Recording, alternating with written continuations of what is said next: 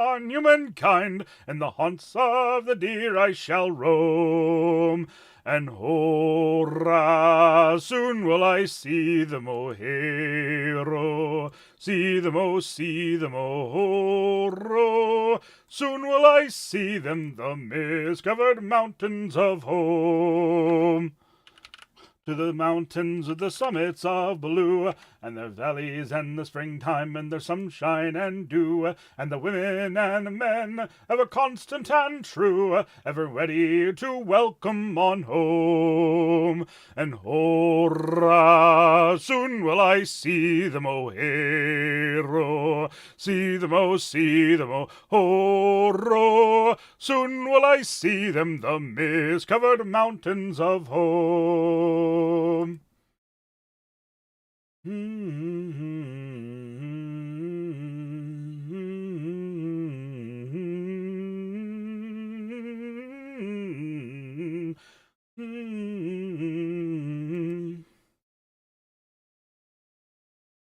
This dirty town has been my home since the last time I was sailing, but I'll not stay another day. I'd rather go a-whaling.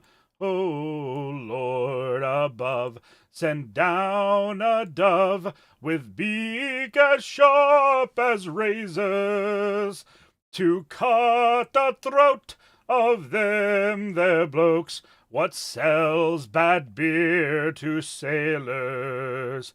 Paid off me score, and then ashore me money soon was flying, with Judy Lee along my knee, and in my ear a lion. Oh, Lord above, send down a dove with beak as sharp as razors to cut the throat of them there blokes what sells bad beer to sailors. With me new-found friends, me money spends just as fast as winking.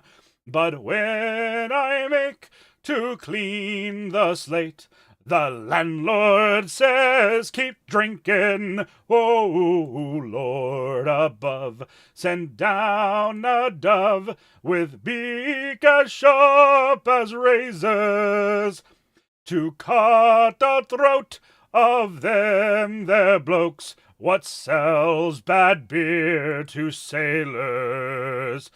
6 months of pay gone in 3 days, but Judy, she ain't a-grievin'. So tomorrow morn I'll sail for the Horn, just as the dawn is breaking. Oh, Lord above, send down a dove with beak as sharp as razors to cut the throat of them there blokes what sells bad beer to sailors.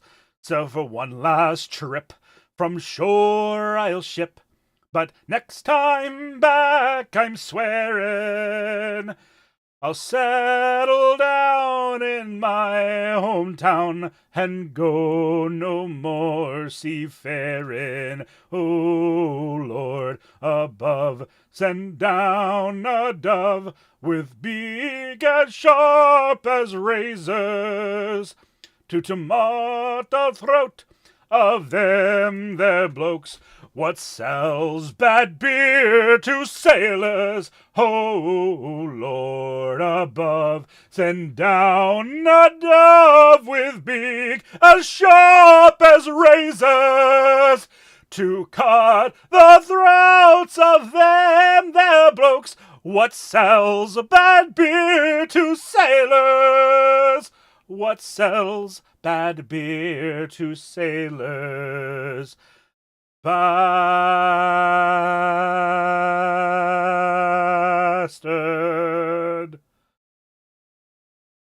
One more, I think. Just another little short one.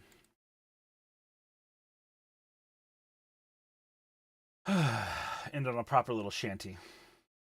Oh, the finest ship that you will find is ho, are you most done? She's a Margaret Evans of the Blue Star Line. Clear away the track and let the bullshine run. Set a high with the jig in the Johnson car. Ho, are you most done? With Liza Lee all on my knee. Clear away the track and let the bullshine run. And are outward bound from the West String Pier. Ho, are you most done? With Starry's Share and Liverpool Beer. Clear away the track and let the bullshine run. Set a high with the jig in the Johnson car. Ho, are you most done? With Liza Lee all on my knee. Clear away the track and let the bullshine run. And we're out in New York town. Ho, are you most done? We'll dance those Bowery girls around. Clear away the track and let the bullshine run. Sitting high with the jig in the Johnson car. Ho, are you most done? With Liza Lee all on my knee. Clear away the track and let the bullshine run. Oh, we're out with Evans of the Blue Star Line. Ho, are you most done? She's never a day behind her time. Clear away the track and let the bullshine run. Set it high with the jig in the Johnson car. Ho, are you most done? With Liza Lee all on my knee. Clear away the track and let the bullshine run. And when we're back in Liverpool town, ho, are you most done? I'll stand just whiskies all around. Clear away the track and let the bullshine run. Sit high with the jig in the Jolton car. Ho, are you most done? With Liza Lee all on my knee. Clear away the track and let the bullshine run.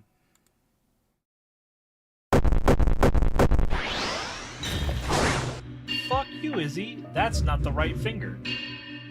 Wait. You can't milk Corey and then leave. Stop it! You can't do this to me! I think that this stream is always going to be about 3 angles away from talking about shebangan. Are you trying to say that there's something optically troublesome about this statement that I like to go on the internet and make anime women cry? I do not orchestrate their downfall. I will simply outlast all of them. What?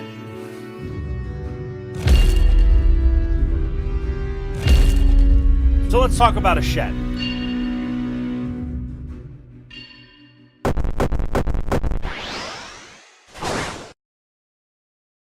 Hello, good morning everybody, and welcome on into the mountain home. It is I, the man, the myth, the legend, the dwarf himself, Horatius. Welcome on in. It's so nice to see you all. I see we have our standard crew.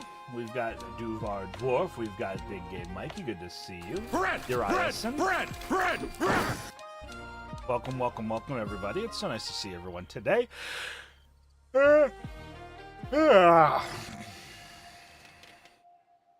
Beardzilla, welcome. A fun emote. Oh, an Aki Faye emote, right on. Well, welcome in, everybody. It's so good to see you all here on this Sunday morning. Just a brief reminder that we're going to be streaming Sundays over on the YouTube as well, so it would be a ton of fun and deeply appreciated if you would multi-stream us over there as well. Or at the very least, could you just go over there and let me know if everything's going all right.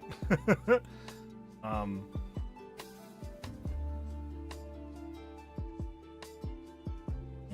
seeing that now.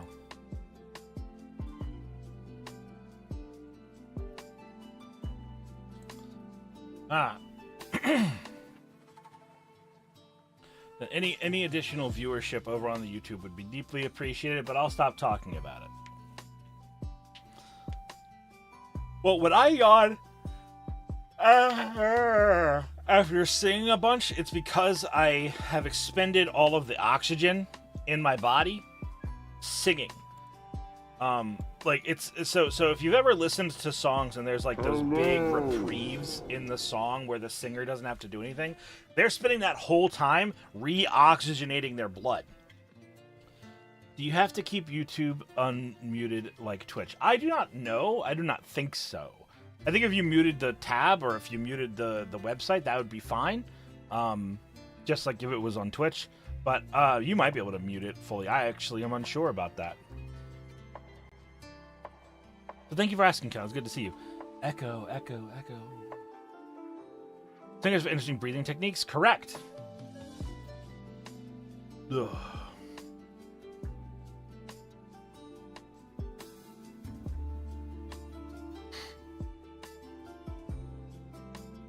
Gotta oxygenate your blood. But how are we all doing this morning? We're doing well, I hope. Feeling good? Vibing strongly?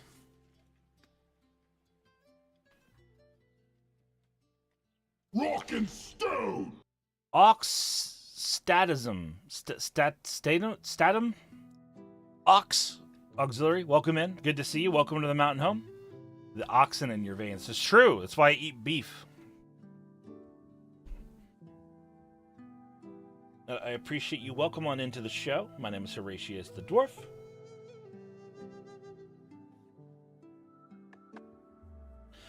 Doing good, just about to hit the caves of Hoxies. Hell yeah, brother.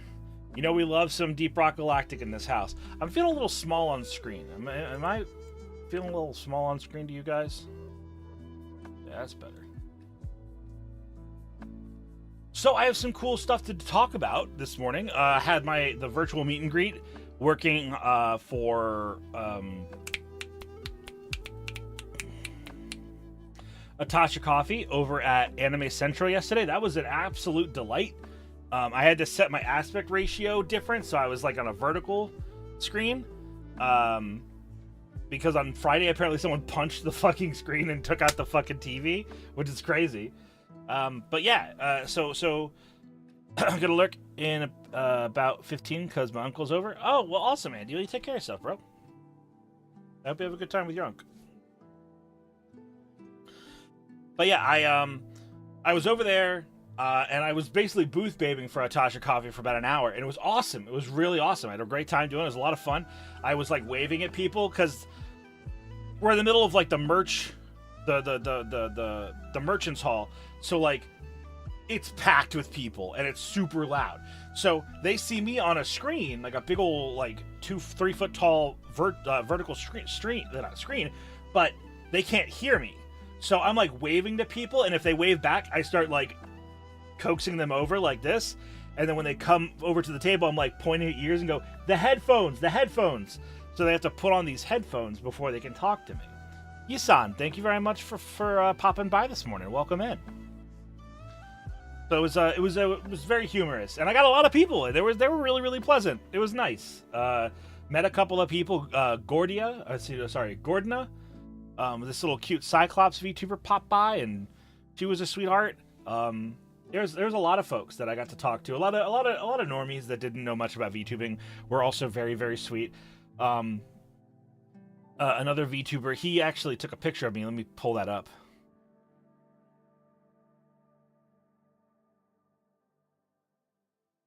Was super adorable.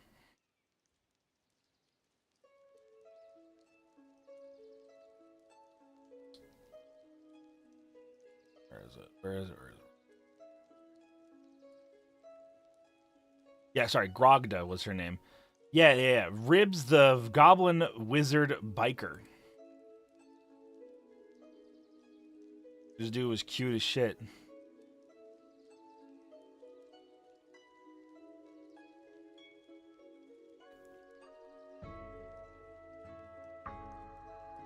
What?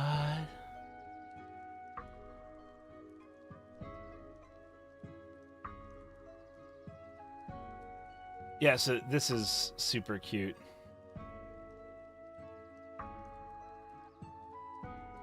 Hello, Pascal.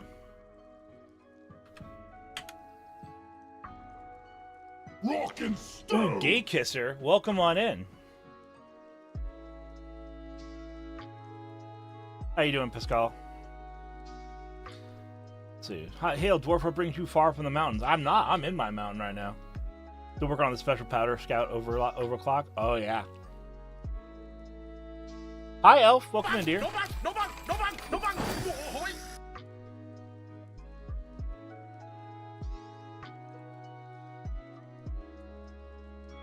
Flesh tubers are the others that are responsible to downfall of the website. Probably not.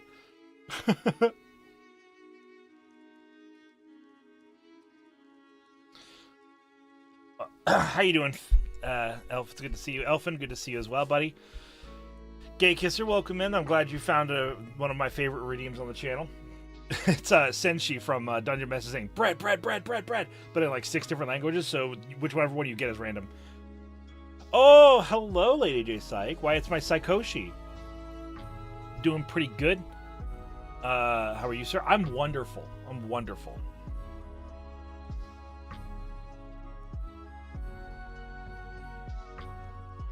I'll never get over that. Yeah.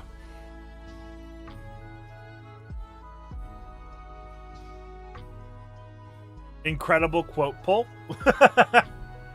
Yeah, I'm good. Waking up. Walking up. Okay.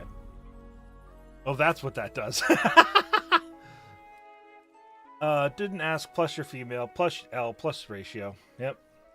I would probably flesh tuber, but I think my job wouldn't be happy they found out I stream, so it's VTubing all the way.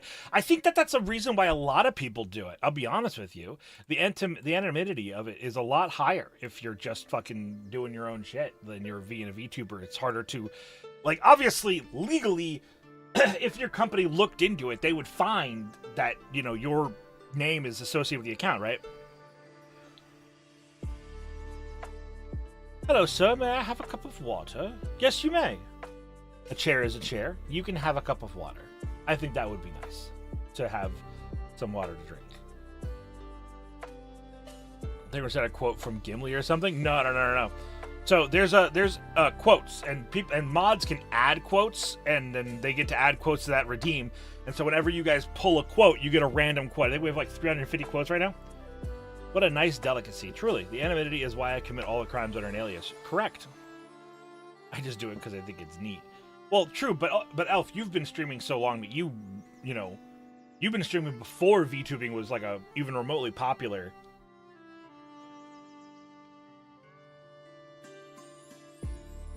The calm man. Protect this man at all costs. Thank you.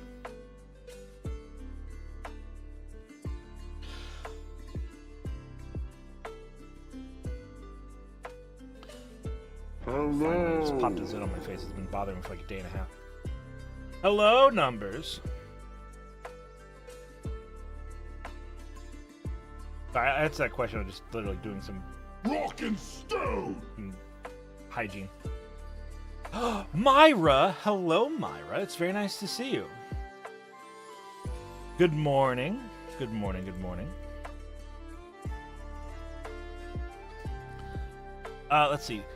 VTubers didn't even exist. I mean, I would say they maybe they did exist, but not how we know them now. Not how we know them now. You might be right, but I know that VTubers have been around even in their really, really low numbers longer than we know. Or longer than it's commonly known. But I would trust you on that matter. Oh, I always thought it in my head that you started like 9 years ago, not 12. Maybe. Was the Wizard of Oz a VTuber? No. But yeah, nothing like this, for sure. Let's see. Does the line between your VTuber persona and your normal persona become blurry? Like, who's the real type identity? Okay, I have a lot to say on that. Also, chair is a chair. Thanks for the work I'm doing right now. I have a kettlebell near my desk that I do some extensions and curls and lifts with whenever someone redeems that. Helps me keep my arms nice and strong. Ugh. Oop. Good point, Count. Good point. Countered there, Elf. No, let's see. So, does the line blur? Yes. Now, to be fair, before I was VTubing, I LARPed. And when I LARPed, I was a dwarf there as well. Jania09, thank you for the follow. Welcome on into the Mountain Home. A chair is a chair. Thank you for the follow as well. Welcome to the Mountain Home, if I didn't say that already. Yeah, so I have a lot of personal experience in role-playing as a character that is very similar to myself. I am of the personal opinion that most VTubers, and not even VTubers, most streamers, right, are vaguely very similar to who they present themselves as. I think that the gap between who you present online and who you are interpersonally, the gap is, generally speaking, not very large. Now, granted, there are some pretty massive gaps out there. There are some people who really, really, really kayfabe it up versus their regular self. But for me, the difference is pretty minor. Really. The people who know me, they know I look just like this, except different colored hair. There's like a streaming is online stand-up. That's not entirely inaccurate. I don't disagree with that too much. Who's the real me? So yeah, so Pascal, let me say this. When I was LARPing, my name was Drakon, which is just Latin for dragon, nothing fancy. It's hard to have a big gap when you're streaming for hours compared to like a YouTube video. Well, yes and no, but even like YouTube people who like make edited videos, even they bleed those people together, right? I agree though. It's hard to separate because you spend so much time in front of the camera as this character that things can get muddy, right? Depends on the streamer. Yes, I completely agree with you. I completely agree with that. Like, every person is different. I just think that generally speaking, as a trend, that the space is not very large. I think most people are pretty close to themselves when they're streaming. That's just my opinion, and in my experience in watching people and all that shit. Like, obviously there's some gap even for those who don't, who say there isn't one. I think even then there's still some gap, but it's not. But it's small. So like, I think, so when I was LARPing and my name was Drakon at the time, right? I would feel the difference when I would go to a LARP event and how I would act. I would literally get into character for the weekend. And sometimes my behavior as my outside of the LARP self would bleed into how I act at my LARP, and who I was as Drakon in the LARP would bleed into my outside of the LARP life. And that's just going to happen. If you, for example, are like a theater performer and you play as the same character in a play for years and years and years and years and years, who that character is going to bleed into your personhood. Method acting, to a degree. Method acting generally is like an intentional choice, right? I'm describing just that very nature of, if you play like an angry drunk character in a theatrical performance for an extended period of time, there's going to be aspects of that angry drunk that bleeds into you because you do it so much. It's hard for our brain to separate, like, this is me when I'm acting and having fun, and this is me when I'm not on the stage. But those things, they intermix out of just sheer exposure. Big VTubers go to great lengths to not reveal information to show who they actually are, right? The mystery behind it may be part of the appeal. Yes and no. There's a lot of people who are very open and honest about who they are, genuinely. And like, even, I mean, I wouldn't say that I'm like a super big VTuber, but I am certainly larger than a lot of others. You know, I'm a Twitch partner for starters. There's only so many of those. But like, I'm very open. I live in Baltimore City. You gonna come here and find me? I fucking doubt it. You know, like, where people's lines are for their privacy is different. Like, the reason why I call myself a mental health professional and I don't say exactly what my job title is because I'm a man who looks very much like this, and where I live, there are only so many of us.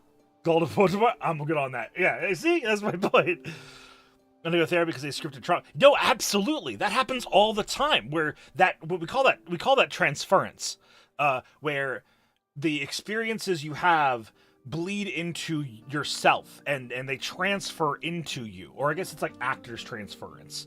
That absolutely happens, and it happens all the time.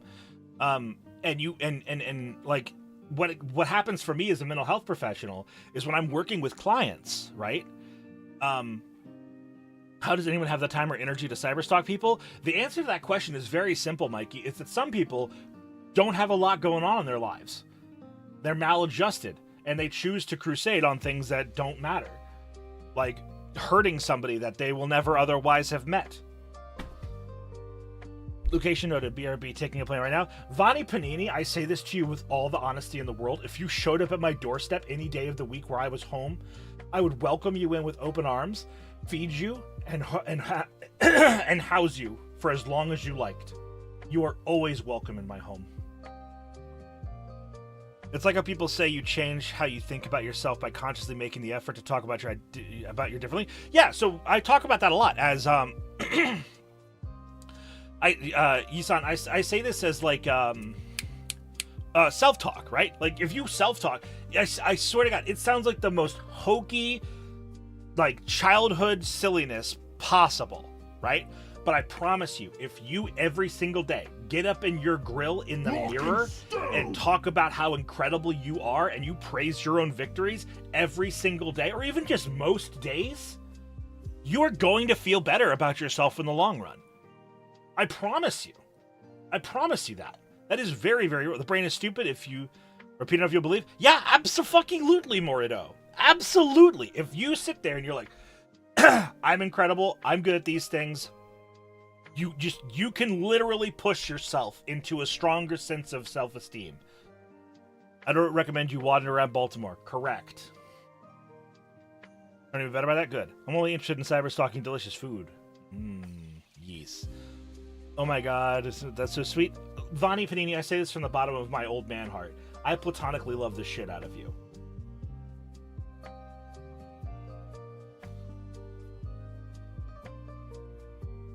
Let's see.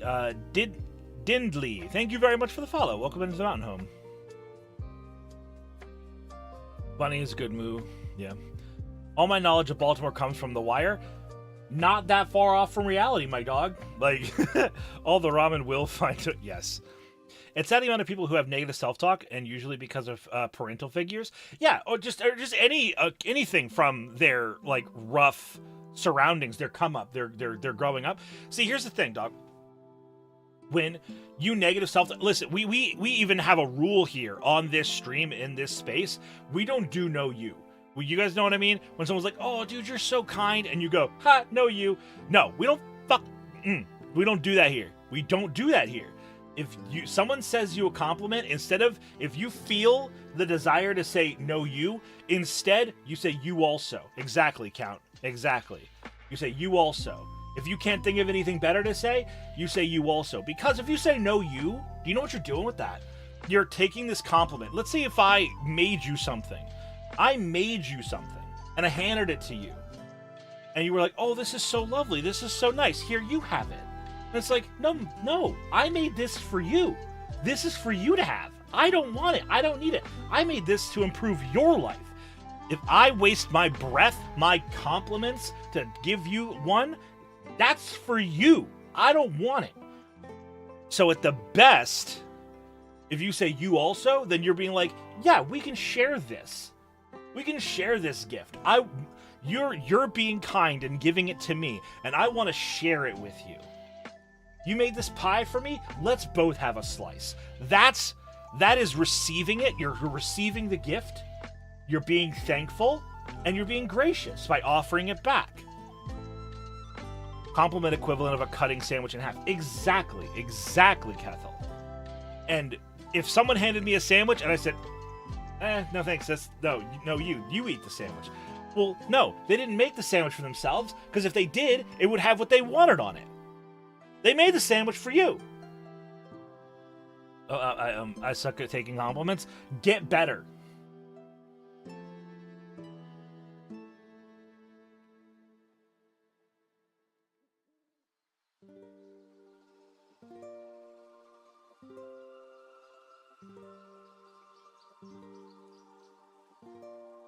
Vani, get better.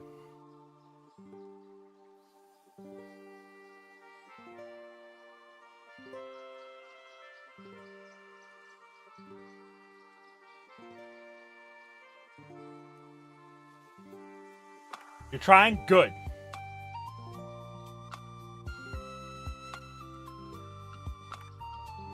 Of a dude making a sandwich for another and both tearing up about the act? Yeah. How many sheds we build? No, as many as you would build with me, Elf. I talk about myself negatively a lot, but I don't hate myself. I have good attributes and bad ones. See, that's the balance, though, right, Pascal? That's the balance. You have to glow yourself up, but you also have to make sure you understand your own limitations, your own boundaries. For example, I know what I'm incredible at, and you guys, if you've been here for a long enough amount of time, you will have heard me basically glaze myself with how incredible I am about what I'm good at. But when we're talking about something that I don't know about, or we're talking about something that I'm not an expert in, or we're talking about something that I know that I'm not very good at it, I will every single time either try to offer my perspective but give ground to those who do know, or I'll simply ask for someone else's perspective. It's okay to not know everything. Nobody knows everything. I've had some dark days. Remember, no one can hurt you more than yourself, and no one can lift you up more as much as well. Yes, yes, all of those battles start on the inside, and most of them are won there. And the female mods were so complimentary and using sweet titles / pet names. I felt like such a warm place. Sure, and that can be really nice. I do usher caution though, because there's this thing called toxic positivity, and it's something that I personally have dealt with a lot, and something that I crush when I find the chances to do so. In fact, I'm not naming names because I don't do drama on this channel, but there's someone who's out there doing that and it really bothers me. If you keep blowing a balloon, it'll pop. Some air gotta fizzle out to like a silent toot. Let's see. I wonder how it felt real from them, even if I was there. When usually I'm suspect about people using sweet talk. Yeah, crush toxic positivity. Listen. I will pick any one of you up and be like, look at this motherfucker. Look at them. Look at how good they are. And then I will drop you and be like, keep being good. Good job. Like, you have to do your own you have to push yourself forward. You have to be the active member in your own shenanigans.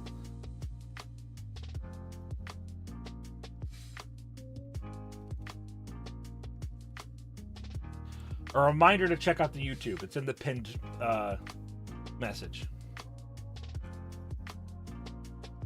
Oh.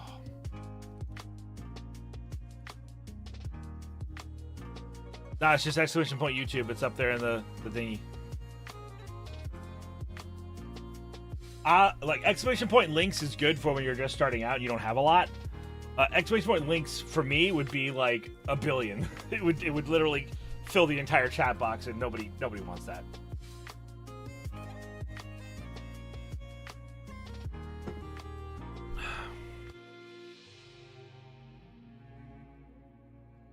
Oh.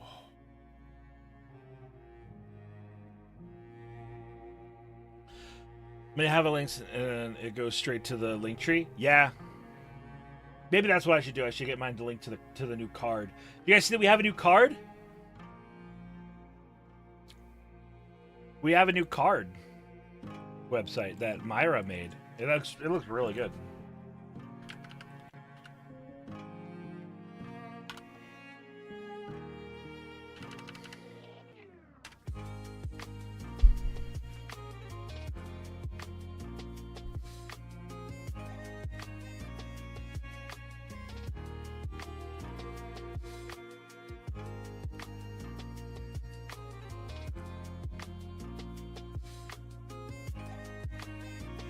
Look at this shit. Look how clean this is. Got my art ref. Got my partnerships with Atasha Coffee, Riff Runners trading card game, and my merch store over at VT Horizons.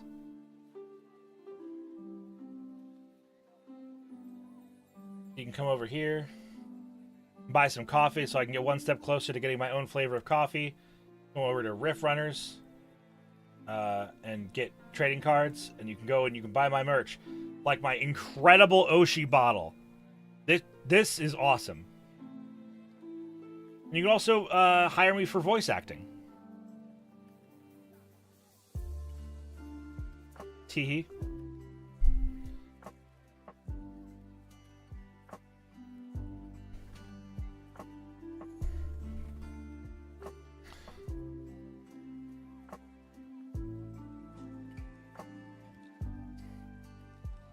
And then we have the Twitch, the YouTube, the TikTok that I don't use, our Bandcamp where you can go and purchase my one album that's on there.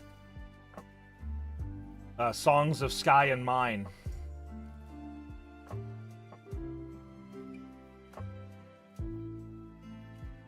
We have the Twitter, we have our Blue Sky, we have the Throne, the Ko-fi, and the merch store.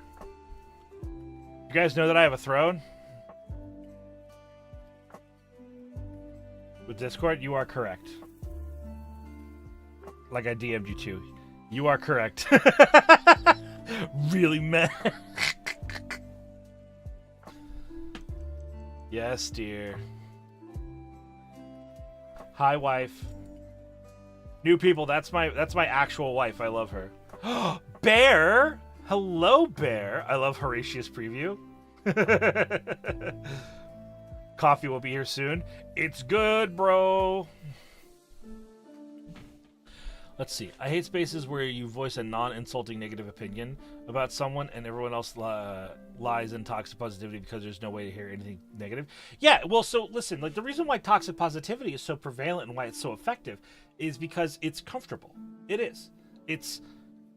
And the reason why I hate it is because as a mental health professional, I strive to push my clients to better themselves. And you can't push yourself into self-betterment without going through the nasty parts. You have to push yourself forward. You have to challenge yourself. Toxic positivity is loosely defined as a lack of acknowledgement, acceptance of failure, fault, and shortcoming, kind of, right? Using denial and other mental methods of escape. But toxic positivity is focusing exclusively on the positive and never embracing the negative, even if it is, like, important negative. So, yeah, like that, like, recognizing your failures and how failures can teach you is something that people with toxic positivity don't engage with because it's negative. Because it's a failure, and it's all just like goody-goody feel-goods. I need you all to understand that Myra went into our DMs and pinned the message that told me to change the TikTok link to the Discord link. She's so mad. She's like, Horatius, I worked so hard on your card website, and you're disrespecting me by not doing what I told you. What's up, bro? How's it cooking, baby? Millbell, welcome in. It's so nice to see you. Welcome in. But yeah, tell me how much it sucks. Yes. Yeah. Gotta be honest with this. Therapy/introspection is pointless otherwise. Correct. I can't blame her. No, neither do I. Listen, I say this full-throatedly. I would be 70% the streamer I am if I didn't know Myra. She helps me be even remotely close to as good as I am. And I would be such less without her. And I'm very grateful for her being in my life.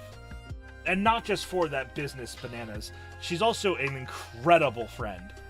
And I know that if I ever had anything that I needed to go to her about, and I told her it was serious, she would drop whatever for me. Just as I do and would for her. You're a good friend, and I love you very much. I'm very thankful that you're in my life. In fact, homework of the day. Go give flowers to somebody in your life like I just did for Myra. I just gave her a flower. One of you, each of you, go give someone a flower today.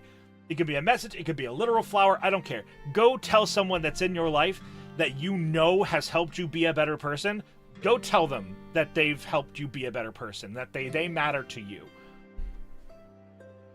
Upper Horror Flower was once thinking he was literal, and he was very confused. It was very cute, though. Grew up in Utah with a non-Mormon family. It was awkward AF. I bet. Grocery store flowers are nice AF too. Yeah, no, honestly, listen. I will put this out there.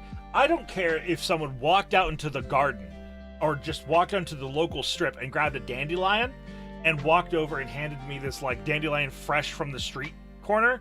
And they were like, here's a flower. You're special and you matter to me. That chat can give me flowers here. Damn.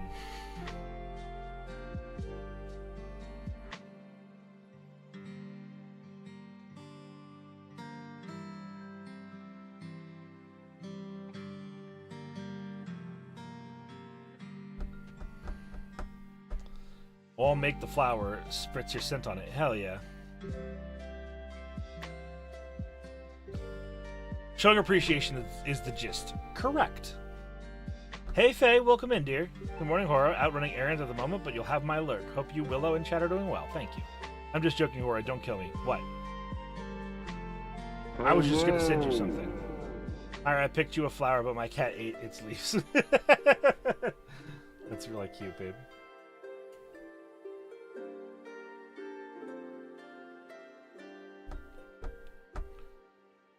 We talking appreciating friends? Because hell yeah. Yeah! Hi, Masha. Welcome in.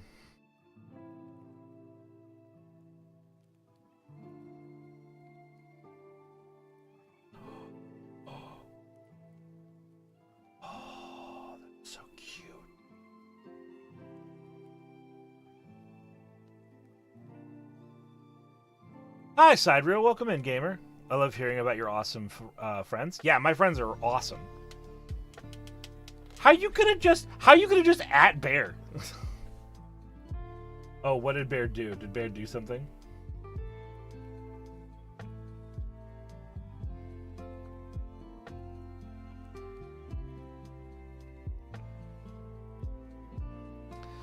It would not have gone well without my friends helping. Hell yeah.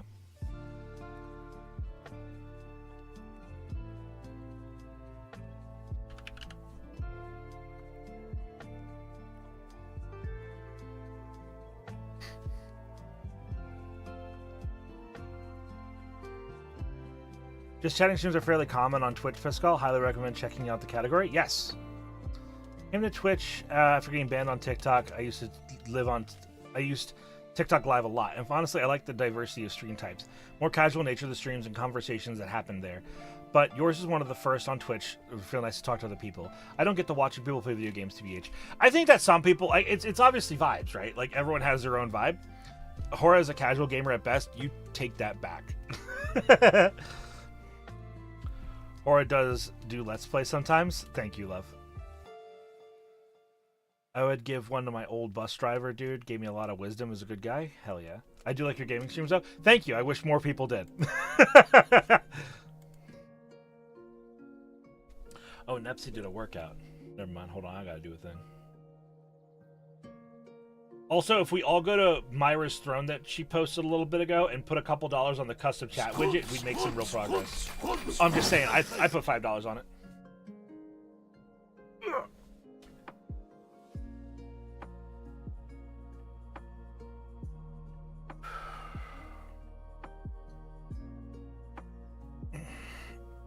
Stop! No. What's your throne called again? Exclamation point Myra throne.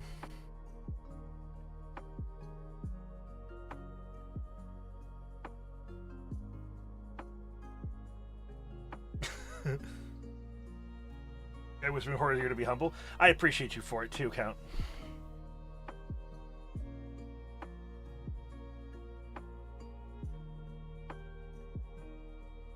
Ugh. Thank you, Nepsy. Okay. Was I getting that?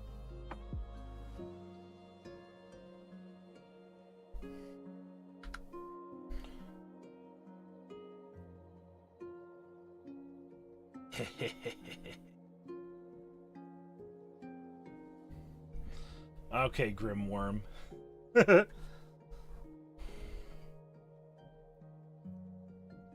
I love sprinkling $5 donations in my streamer friends' thrones now and then. Slow but steady progress. No, listen, I'll say this right now, okay?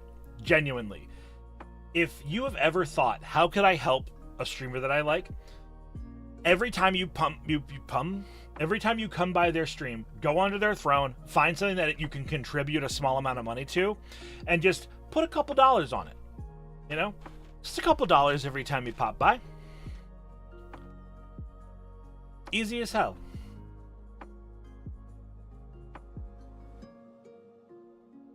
Every time you pun. Thank you, Broth. It snowballs pretty quickly that way? Yeah. Spend responsibly? Of course, spend responsibly. Absolutely. I also like the higher frequency of weird people on TikTok. Like people paying insane amounts of money for psychic readings and the absolute wild political debates, where the winner was always the streamer because they banned the opposition. Yeah, that sounds toxic as hell, and I'm so glad that I don't that I don't deal with that.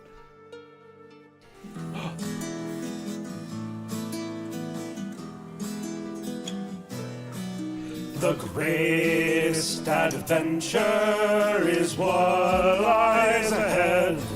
Today and tomorrow are yet to be said. The chances, the changes are all yours to make. The mold of your life is in your hands to break. The greatest adventure is there if you're bold. Let go of the moments that life makes you hold. To measure the meaning can make you delay. It's time you stop thinking and wasting the day. Welcome in, everybody. It is I, the man, the myth, the legend, the dwarf himself, Horatius, Mr. Gooseberry. Thank you for the raid. I appreciate the support, and welcome in, you fine, lovely folks. Hope you enjoyed the raid song to welcome you into the mountain home. We are having a psychology open house where you guys can ask your psychology-based questions, and I will answer them as best as I can.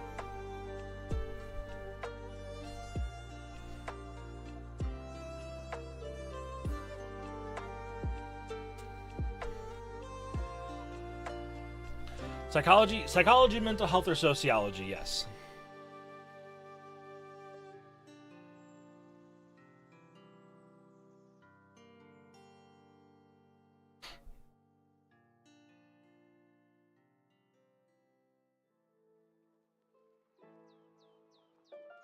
All right. So do you all have any questions for me today? I'm curious. Hello, Exotic Gemstone. I have a phone book worth of questions, Doc. I'm not a doctor. As someone with severe ADHD and high-functioning autism? Okay. Sounds good. I gotta water my plants and grab brunch. Hell yeah. I'm wishing I had a snack.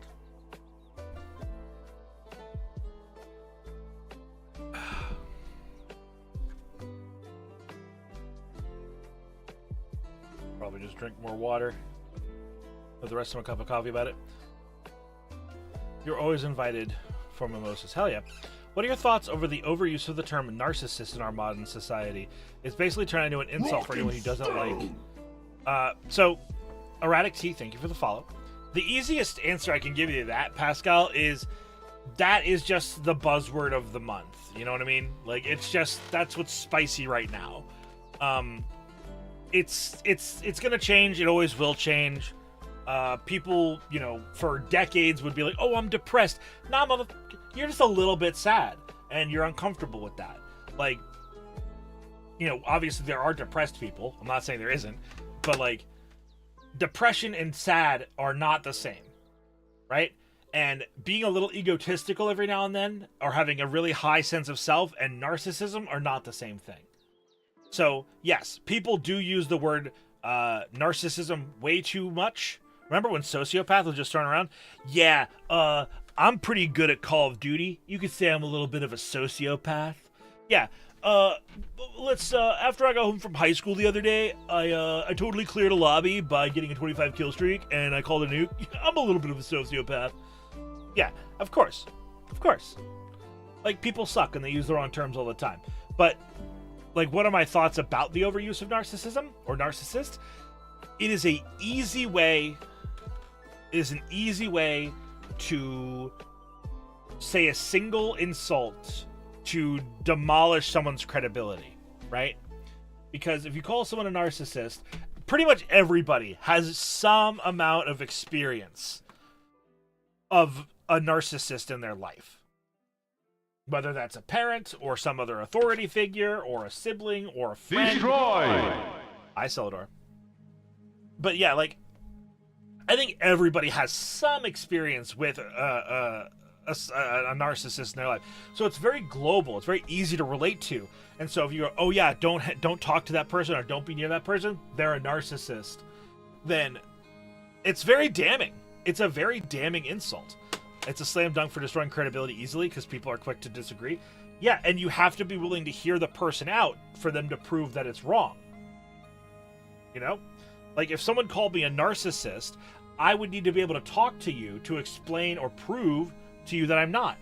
Which, you might not want to give me the time of day to do that. You know?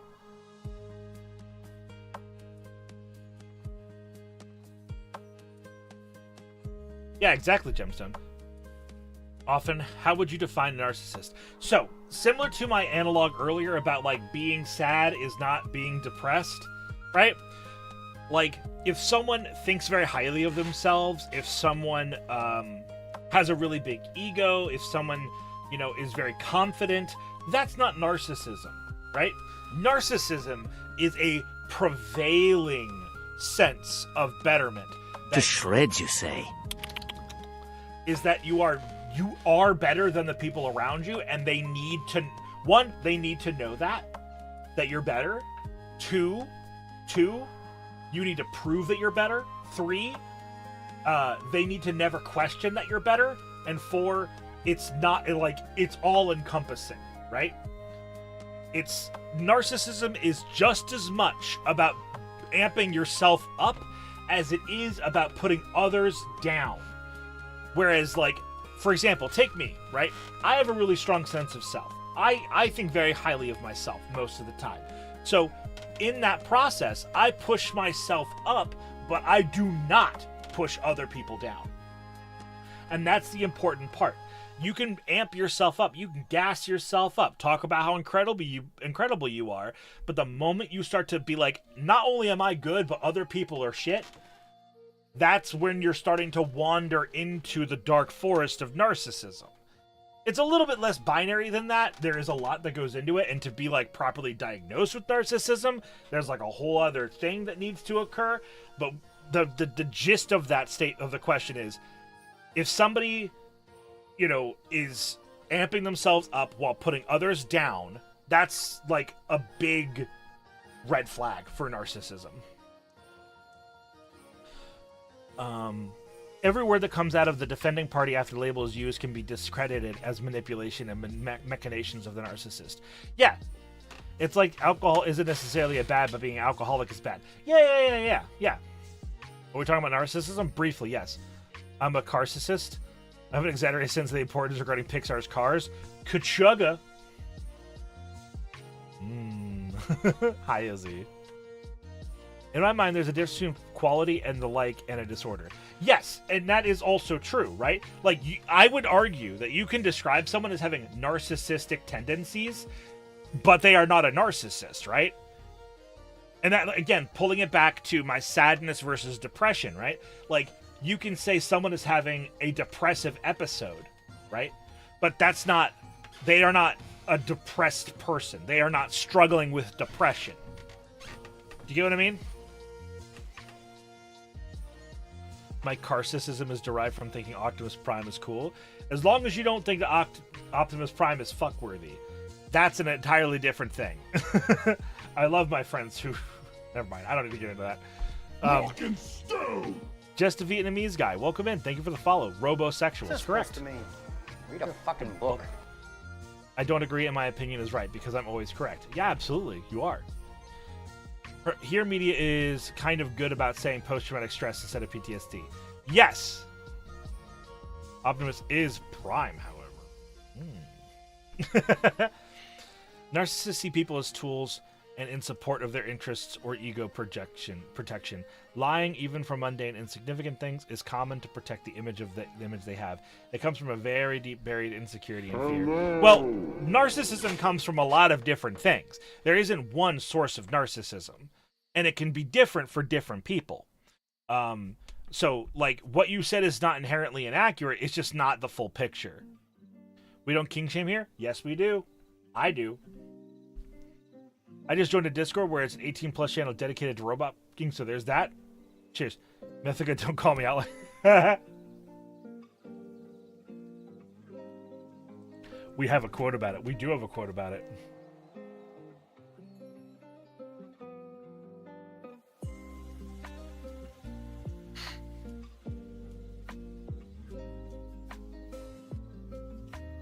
Did I touch on everything that was brought up? I want to make sure that we didn't lose anything in the process.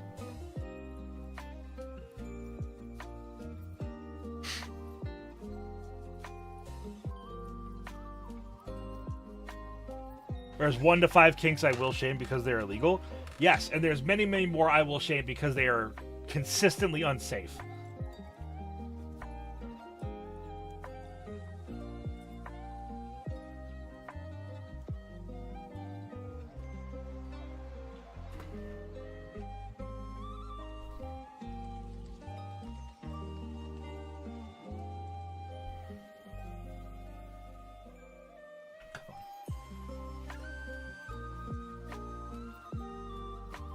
I like how Hora's model is breaking it down. Listen, sorry, I was trying to get something off my keyboard. Gotcha. It's a term that's very complex. How rare is it to actually have someone with actual diagnosable narcissism? Probably doesn't happen often, though, because the narcissist isn't the best at self-criticism. Yeah, I mean, but isn't being unsafe a kink? There's a difference between... We're not getting into that. There is a difference between being unsafe and having a kink that is inherently unsafe, right? But it's open house? Yeah. How dare you? Well, there should be a difference between kink shaming and saying I find it that uncomfortable and I don't want to hear about it. Oh, and there is. Yeah, consent's key in all play. Pascal, the main reason why a lot of people who are narcissistic do not get diagnosed is because they do not see that there's a problem and they do not want to engage with the problem being solved. Narcissism is fundamentally self-sustaining and will keep the person away from things that might help them otherwise address their narcissism. So most of the time, at least in my personal experience, when someone who is narcissistic gets their diagnosis, it's because of the people around them intervene.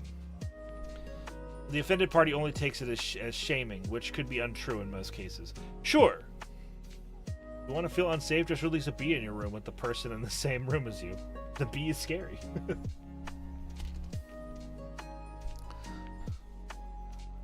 Car sensual. How would you deal with conflating comfortability with the mundane? I'm constantly worried about stagnation, creative or otherwise, but I'm always told that routine is key to a happier existence. Well, Broth, reminder, as a independent artist, you won't ever have the resources as a corporate artist, so you really should just give up. This is a joke, by the way, that Broth and I have been maintaining for about a day now. Do not take what I just said seriously. I don't care if people have a kink if that kink doesn't affect me. I don't care, and I think that that's okay. I don't think that's a bad perspective to have. One of those VTuber, yep. Or he doesn't believe in broth. Got it. Brothful habits. Yeah. You declare rituals, Broth. Like you find rituals and things that bring you comfort. You find coping opportunities in those. You find solace and foundation in that consistency. It can be very nice. Yeah, Vietnamese guy. Overall, I very much agree with that statement. Genuinely, I think most of the time, in fact, my whole take on what the purpose of life is to have fun and don't hurt anybody, right? Do as much self-satisfaction as you can while hurting as few people as possible. That's what I think is the most important thing. That said, did my original pizza keep sad times away? Oh, now I want fucking pizza. I don't have pizza money, but I want pizza. Fuck.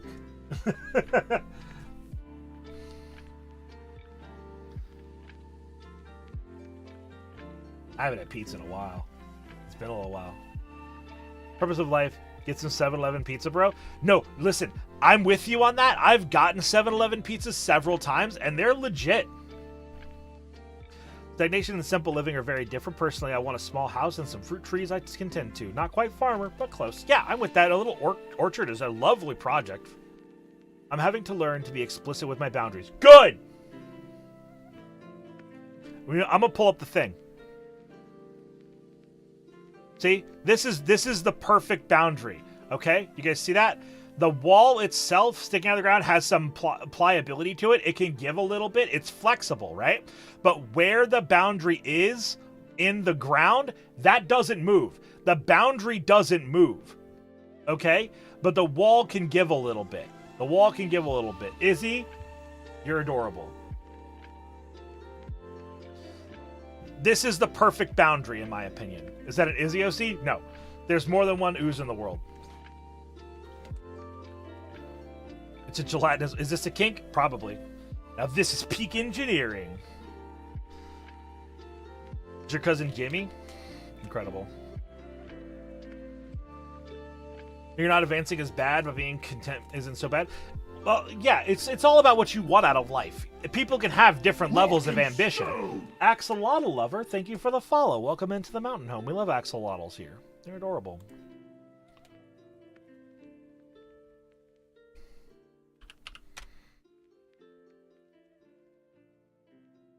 Thank you, Gemstone. What a fun name. It is a fun name. He's in a bit of a slump. He's talking. It's like talking to a wall sometimes. Stop. Your avatar is fucking awesome. Thanks, bud. I appreciate that. Just as a hourly reminder to go check out the YouTube. We're streaming there as well. And if we get a lot of people to go watch over there, that'll help me get YouTube partner, which would be rad as hell. Hey, new. Don't call him that. I'm a fish for a quote like I did yesterday. Heck yeah. Your avatar is awesome. Thank you. Being content is the goal, IMO, whatever that is. I completely agree. Having what you want is important. You can hustle your whole life and get all of the money in the world, but if you don't actually, like, enjoy being rich, then who cares, man? Like, Gods, I was strong. Gods, I was strong then. New viewers are uncut gems. That fucks. I like that a lot. How did the Anime Central meet and greet go? It was so nice. It was so nice. I met an artist and she was a sweetheart, and we're now moots on Twitter and on Twitch. Uncut gems? Yeah, hi Leah. Money for money's sake is worthless. I agree. It's why I don't understand why so many people do what they do to make content. To grind in my sleep. I grind in my sleep? He's fucking real for that. Not the penis. No one is saying that. Alright, we're on a ad break, so I'm gonna play,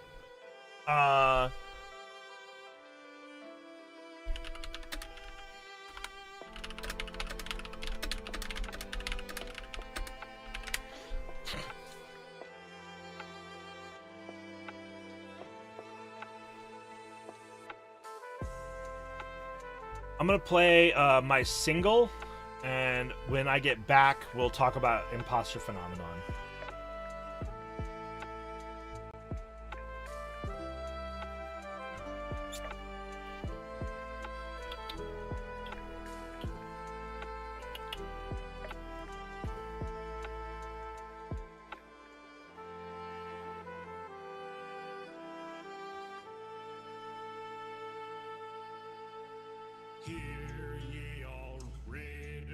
So greedy and brave, come down to the dark, there's no way it's your grave. You'll be rid. Hear ye all raiders, oh greedy and brave, come down to the dark, there's no way your grave. You'll be rich as a king and 10 times as strong. Just don't mind the bones, there's no way to go wrong. It's dark in the darkness and crawling with dead skeletons and traps that will come for your head, where the loot's never good and everyone dies. It's dark in the darkness where you forfeit your lives, where your dreams of gold are faded away, and you die all alone in this labyrinth of gray. All the parties of 3 hunting you for your cash, and the rogue that he bags a dead wizard's cone hat. I hope when I die that those bastards die too. While looting my body, they'll lose their whole crew. And I'll laugh from beyond while in spectator mode. Content that they die just as it is owed. It's dark in the darkness and fickle as fate, where the danger's others who come for the bait, where the gear's not enough and your bones will grow mold. It's dark in the darkness, so come get your gold. It's dark in the darkness, so come get your gold.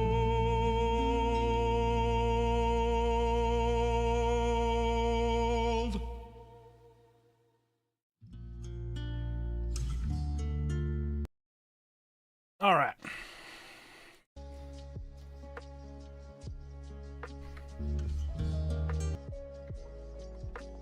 I'm back. Sorry about that, everyone.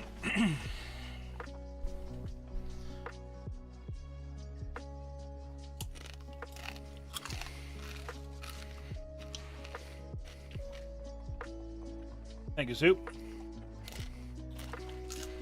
Song was good. You're welcome. I'm not a doctor. Yeah, I got some cassava chips. You're now listening to 102.3 Real Dwarf FM. Where we only play metal, rock and stone. This ain't your elf maiden station. No, I said that earlier.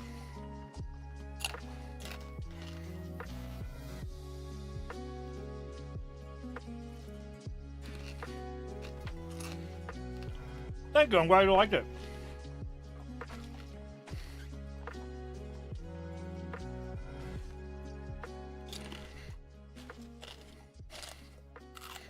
Rock and stone! 88 Steffi, thank you for the follow. Welcome on in.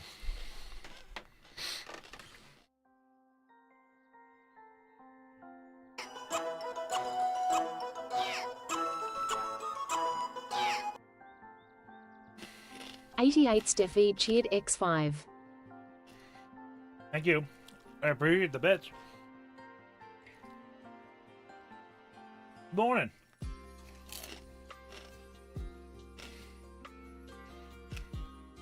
So, you guys want to get into imposter phenomenon? Let's talk about it.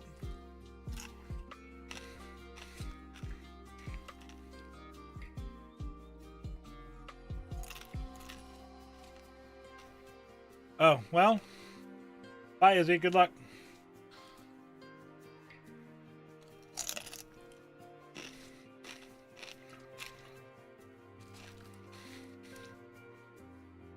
Which Monster Hunter did that little ditty come from? Generations, I think.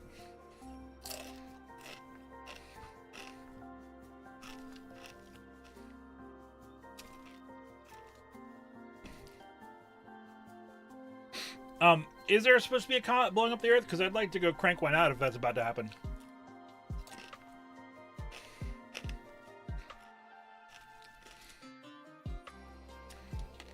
Thank you, Andy.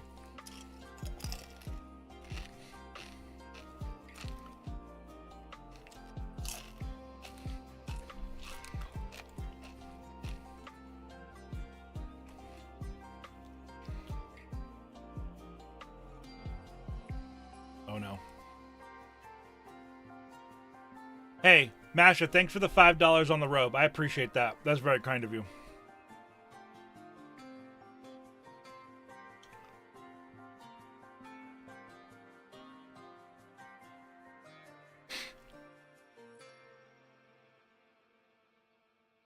I'd like to paint a vivid picture. That's fine. One final thrust into the blast like black dynamite. True!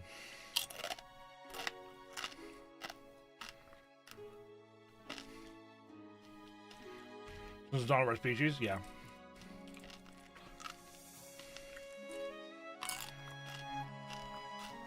Want to get my opinion on imposter phenomenon and the effect it can have on other people. Yeah, so I'm glad to oh wow, chip stuck in my tooth. I'm glad to once again sort of throw my 2 cents into the ring. I've heard a lot of people have some really bad takes about imposter phenomenon recently.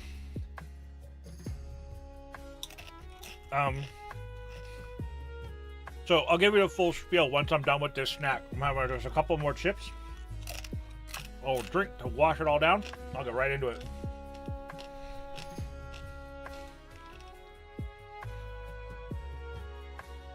All right. Okay. So, a flagon ale. Crazy enough, you're going to call me a bad dwarf. I don't like ale or beer. Never have. Not since high school.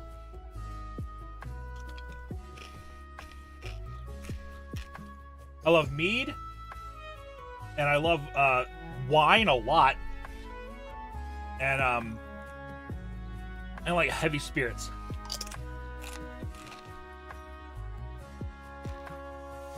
Merging broken? I get it. Alright, so.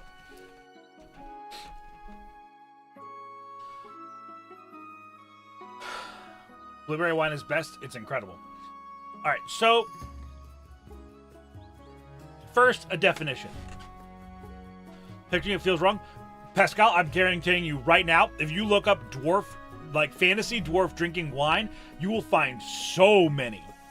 I haven't been a big wine person. Now, Leah, I'm an old man. All right? I love a dark, dry red. A dark, dry red wine is delicious. The best. The best. That said, I know a lot of people like sweet wines. So fruit wines like blueberry wine or pineapple wine, those are going to be really nice for someone who likes a sweeter wine. I'm not in a white wine. And see, that's hard. And it's hard to find sweet wines that aren't white. There are dry whites and there are sweet reds, but in my opinion, dry reds are best and sweet whites are best. Anyway. So, imposter syndrome, or as I'm going to refer to it as imposter phenomenon, is fundamentally this idea that you are an imposter, that you do not belong, and that no one is saying that to you. You are saying that to you. It is a lack of sense of self. It's a lack of self-perceived agency and reality and capability and skill. It's like a sprinkling of Dunning-Kruger, which the Dunning-Kruger effect is where people who think that they're good at something or who are good think they're bad, and people who are bad think they're good. It's like a sprinkling of Dunning-Kruger on a lot of self-esteem and emotional instability. And a lack of sense of self and self-prowess. It's all those things churned together, and it ends up, when you distill it down, ends up as imposter phenomenon. Now, I call it imposter phenomenon because even though the most common name for it is imposter syndrome, we in the field have been moving away from the term syndrome for things that are not as serious. That's not fair, because imposter syndrome or imposter phenomenon can be very serious.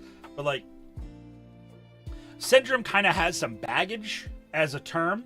And so when you describe something as a syndrome, there's a bit of a chronicness to it. There's a bit of a direness to that idea. And so in the interest of it all, we kind of pull back from that a little bit. If that makes any sense. So that's what it is.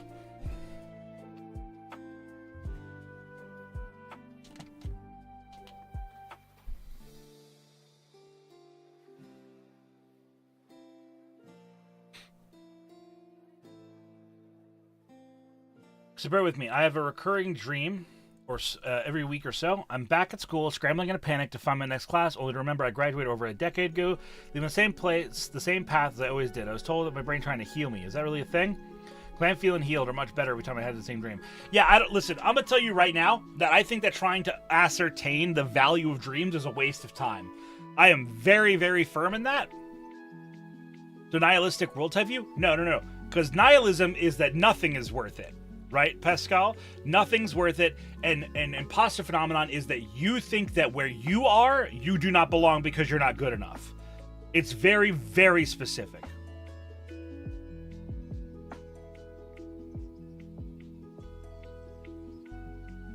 But yeah, not to like sort of not care about your statement erratic. It's just, I think that personally, trying to ascertain value from dreams is a waste of time. Dreams are a plethora of just random little tidbits in your brain firing off stimuli. There could be logic, there could be reason to it. I don't think it's worth the time. I think that if you really want to pull anything out of your dream, you think, do I have unresolved memories or unresolved feelings about my time in high school? Do I have contemplations about being late? Do I have anxieties about being late? And then work on that separately. The dream itself is ephemeral and non-committal to anything. I wouldn't put too much stake in it. I think that dreams aren't really worth dissecting. No, not in a grand design. They tend to be more specific. Like, for example, if I had imposter phenomenon going on, when it comes, is it normal to have no dream? Yes, that is completely normal. In fact, most people don't dream very often at all.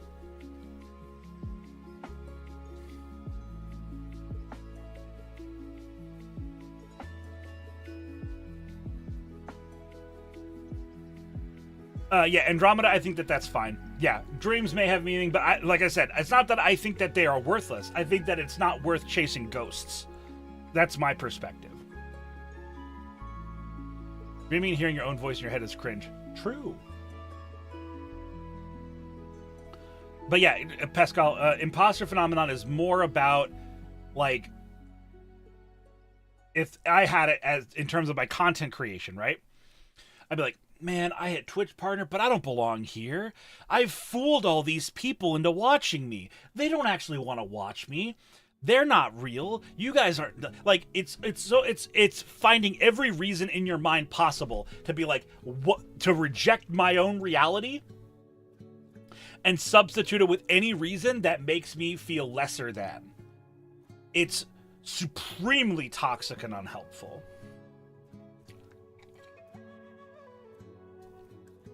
Like, the simplest version of this is you're working at your job and there's a promotion that comes out, right? And it's like you and two other people. And all three of you want the job. All three of you apply for the job and you get it. And you're like, I didn't deserve this.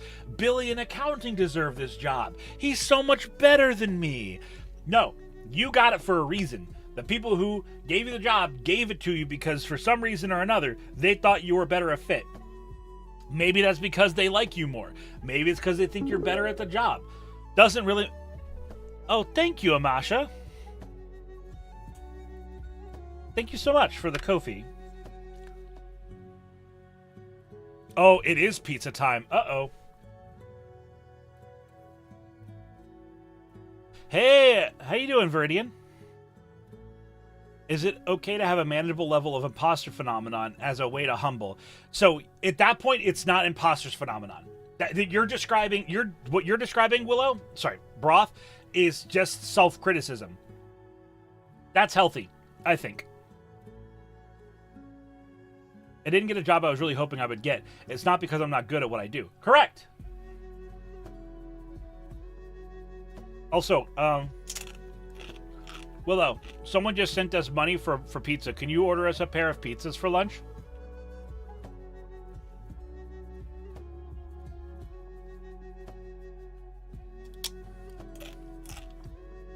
That's wow. It's like a conscious choice to stay in the mindset. Yeah.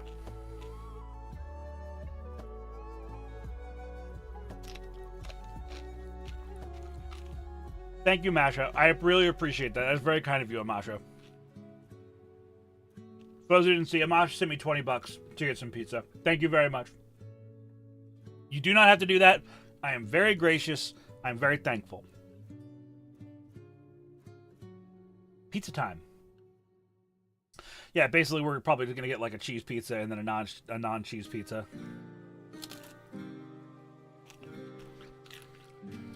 Yeah, it's less about the dream and about how often I see the same thing.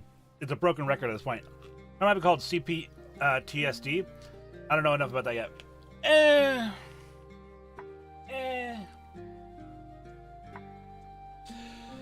I think that trying to say that dreams are indicators of PTSD or CPTSD is a little much, in my opinion. I would see a diagnostic or a PTSD specialist for that. That to me feels like a little bit of a big statement. It's on Tumblr where the imposter syndrome should be replaced by the underwhelmed scammer.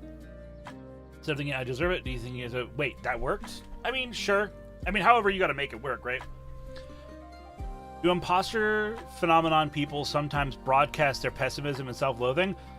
Is that a primary aspect of it? I don't know if it's a primary aspect of it, but yeah, those motherfuckers love to talk about how much they suck. That's certainly true.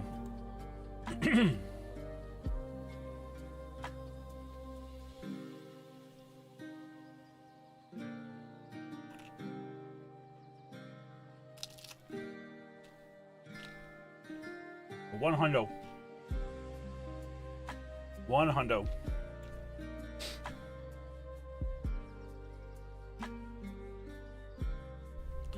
Planktons, I don't know, I didn't think I'd get this far. Kind of, yeah.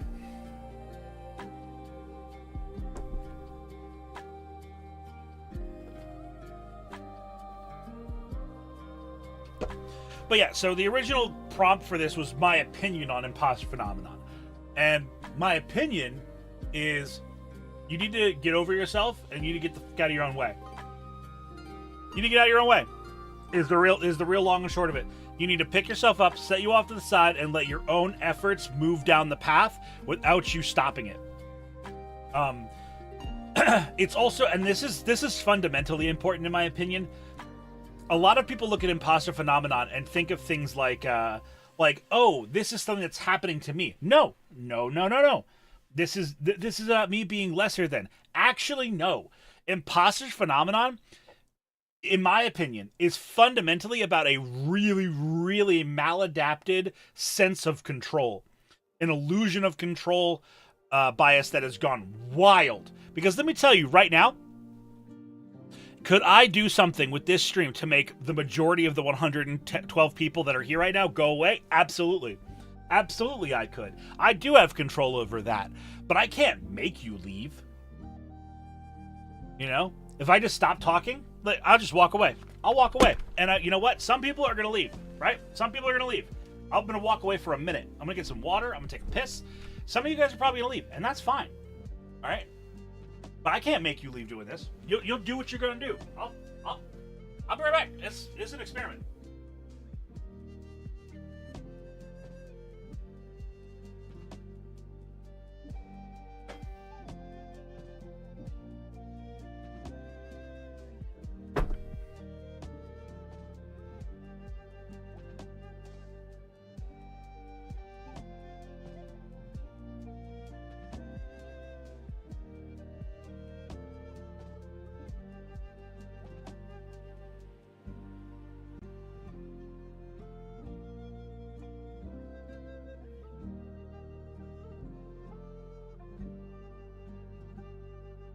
And so that's what I says to her. I says the gap in your moe is too big. You know what I mean? All right. All right.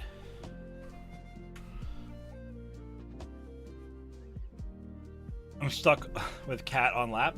Hell yeah. I love experiments. Arrives instead. Hi, Faye.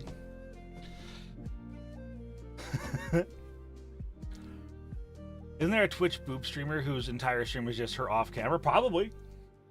I don't know.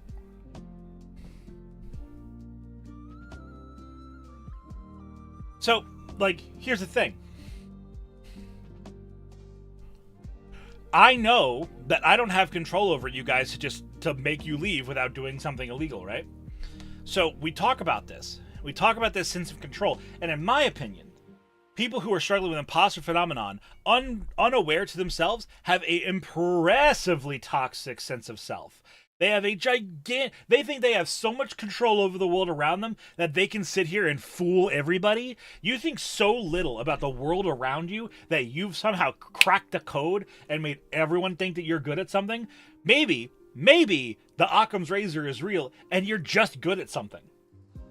Maybe I'm just good enough to be the first male VTuber, to be the first dwarf VTuber to make Twitch partner, to be the first Twitch dwarf partner to do a meet and greet, to be everything that I am, everything that's incredible. I did this. You all helped. You all carried me here. I couldn't get here without you, but I did this shit. I hired the editors. I went to my 9-to-5 to make money to buy the resources that I needed to succeed. I did this. You all helped. I would not be here without you, but I did this.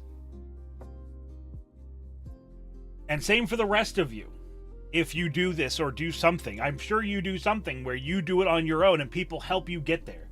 I promise you. It is foolhardy to think that I fooled over 100 people to come to today's stream. You all came here out of your own accord, out of your own desire to see what I had to say. Maybe my model's cool. Maybe you guys like what I talk about. Maybe you like it when I sing. Doesn't matter. Maybe it's a mixture of all those things. But you came here because you wanted to see and have some time. Hypertherian. So about the dream thing. I've been asked about that in PTSD assessments, but I've still qualified both with and without relevant reoccurring dreams. Yeah. I asked that because my friends say that I have imposter phenomenon. I have a lot of VT friends, a lot of Vermont friends, so I'll offer to draw fan art emote for them. I'm working on some emote for some of my my Vermonts that is new to streaming and will debut this year, and everything I've got sent over to my friend. I can't help myself but saying sorry is part is bad. If you want, you can draw. You don't need to use it. Some say you have imposter phenomenon. I don't know if that's right or not. Every time I look at my work, I will see the scuff line and the bad coloring. So I'm gonna say some shit to you, okay? All right. I'm gonna say some shit to you, Vietnamese guy. I haven't seen your work. Are you the best artist on the planet? Probably not. Statistically not. You probably do have some bad coloring. You probably do have some scuff lines in your work. But I guarantee you, I do know some of the best artists I've ever met. Brothbowl is a legend at his craft. And I guarantee you, if you ask Broth if every one of his works are impeccable and perfect, he is going to tell you that they are not. He's going to tell you that sometimes he makes bad color choices. He's going to tell you that sometimes his lines are scuffed. It's gonna happen. That's art, man. So, do you make the best thing every time you try? No. He'll be wrong. He is amazing. Dude, sucking at something is the first step towards being sort of good at something. Hell yeah. And do better on the next one. Yeah. So, now we have to see Broth's portfolio. Go find it yourself. We can't post links for it here. It's not okay to post in TOS. He draws a lot of pornography. Thankfully, Bard is thicker than a brig. That's relatable and understandable. It sounds like you have a hard time believing that people praise you. They're not giving it to save your feelings. They mean it. Yeah, or maybe they do. Maybe they are saying it. Ooh, squiggly elf.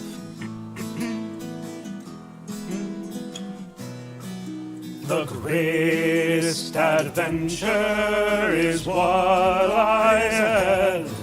Today and tomorrow are yet to be said. The chances, the changes are all yours to make. The mold of your life is in your hands to break. The greatest adventure is there if you're bold. Let go of the moments that life makes you hold. To measure the meaning can make you delay. It's time you stop thinking and wasting the day. Welcome in, Squiggly Elf. Thank you so much for bringing your community on over into my house today. I will take good care of them. Tell me, what were you doing before you arrived here? Forever Autotop, thank you for the follow. Welcome on into the mountain home. I appreciate that very much.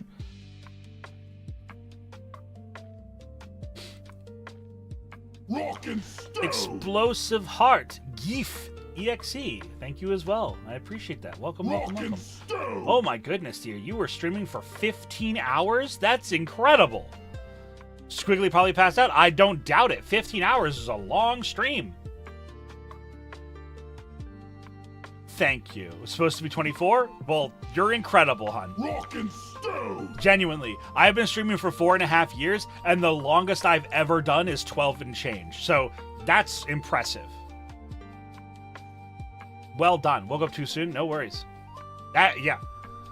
Steve, thank you for the sub. The Prime. I appreciate it. Well, Squiggly Elf, again, thank you for bringing your community here. I'll take very good care of them. Welcome on into the mountain home, everybody. Thank you for gifting a sub to Squiggly as well. If you guys, if we have a hype train, we'll do another song because we have a hype. We have a hype train song. This is their first gift sub in the channel. You've done 24 before. That's otherworldly, hun. That's incredible.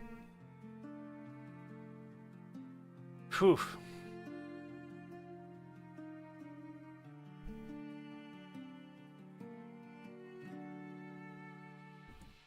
Rock and stone. Thank you so much, Forever Ototop. I really appreciate the support. Why won't you come to my birthday? What's this cute little clip? Hold on. Why won't you come to my birthday? That's so sad. Why won't you come to my birthday? It's potato? Thank you. Hi, Grim. What's cooking, baby? You have an adorable voice. You're going to get a follow from me, hun. I appreciate that very much. Thank you for bringing your folks over here. Every choice I make, I doubt my own intentions despite them being pure. That's okay. It's good to be critical of thyself. Ripping ass and touching grass. Heck yeah. Welcome into the mountain home. And now I sort my meds for the week. Heck yeah. I'm going to go crash. Please, take care of yourself, Squiggly Elf. We'll talk again, I'm sure. Be well, be well. And to your community, welcome on into the mountain home. Thank you very much for the gift sub. Thank you. It's very kind of you. Potato, thank you. Sub to Messy TF. My name is, so let me, allow me, permit me the privilege of introducing myself. My name is Horatius the Dwarf. For those who don't know me, I'm a mental health professional, Monday through Friday. And on the weekend, I'm a Dwarven ambassador here on Twitch. On Saturdays, we play video games and do whatever else. And on Sundays, we do psychology content. So I am a mental health professional. I've been working in the field for a little shy of 10 years now. And so I like to share my experience, my knowledge, and my perspective. Dude, sucking at something is the first step towards being sort of good at something. True, it always amuses me the amount of elves that wander into the mountain hall. Listen, they know where the good food is. They know where the good people are. Elves are like that. Always have been.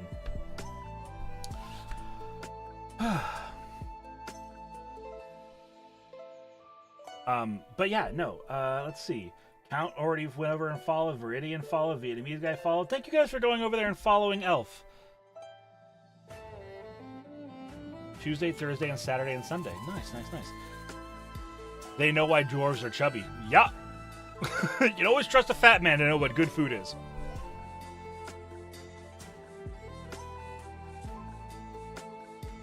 Oh, Squiggly has celiac disease. What a bummer. I'm gonna stop stalking them on their Twitch. I'll check out their streams eventually, I'm sure. Okay, so I always had a fear so I mentioned before I have a sociopathic tendency disorder. Not full-blown, but enough indicators that it's noticeable, and I'm constantly afraid that I'm just changing myself or doing better just for people to like me. I know it's not true, but I don't know what to do with the fear of it itself. So here's Viridian. I'm gonna hit you with some real hardness. Okay, are you ready? Are you ready? Even if you are doing it just so that people like you, let me ask you a question.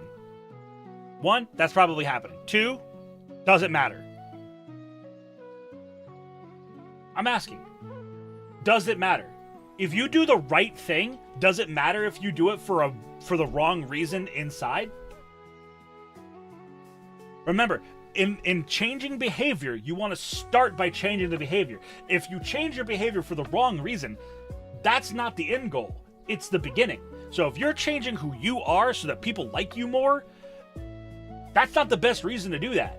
But if that's what it takes to get you to start changing for the better, then it's a good enough reason. Don't let that be where you stop. But if that's where you start, that's fine. I tell my clients that, I tell my students that, I tell everybody. Like, if you are pushing yourself to change, and it starts from a place like that, it doesn't matter. If you're making changes, you're making changes. Then you alter your reasoning as you go. But if that is enough to make you change, then yeah, I think that you're definitely borderline, if any. He's so wise, I know. Never trust a thin chef or a bald barber. What do you think is in the first place? Curious of the source. Because you're praying. Again, thank you guys for the support. It means a lot. Potato to come in here to just drop several subs like that is very, very generous. I'm a teacher I work in special education currently as a teacher, as like a behavioral and academic support for students. So like, I have money, but not money. Yes, Grin, I think I'm going to be live on Sundays on YouTube as well. I think that's the standing plan.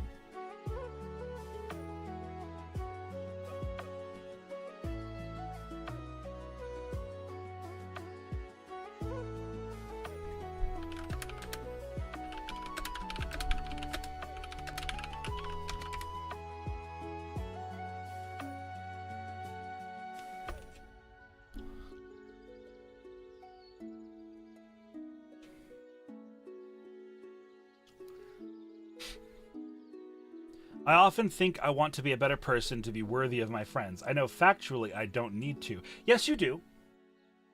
Absolutely. No. I'm going to talk about this for a sec too, Isan. You do have to be good enough for your friends. Because they're people, just like you are. They have needs just like you do.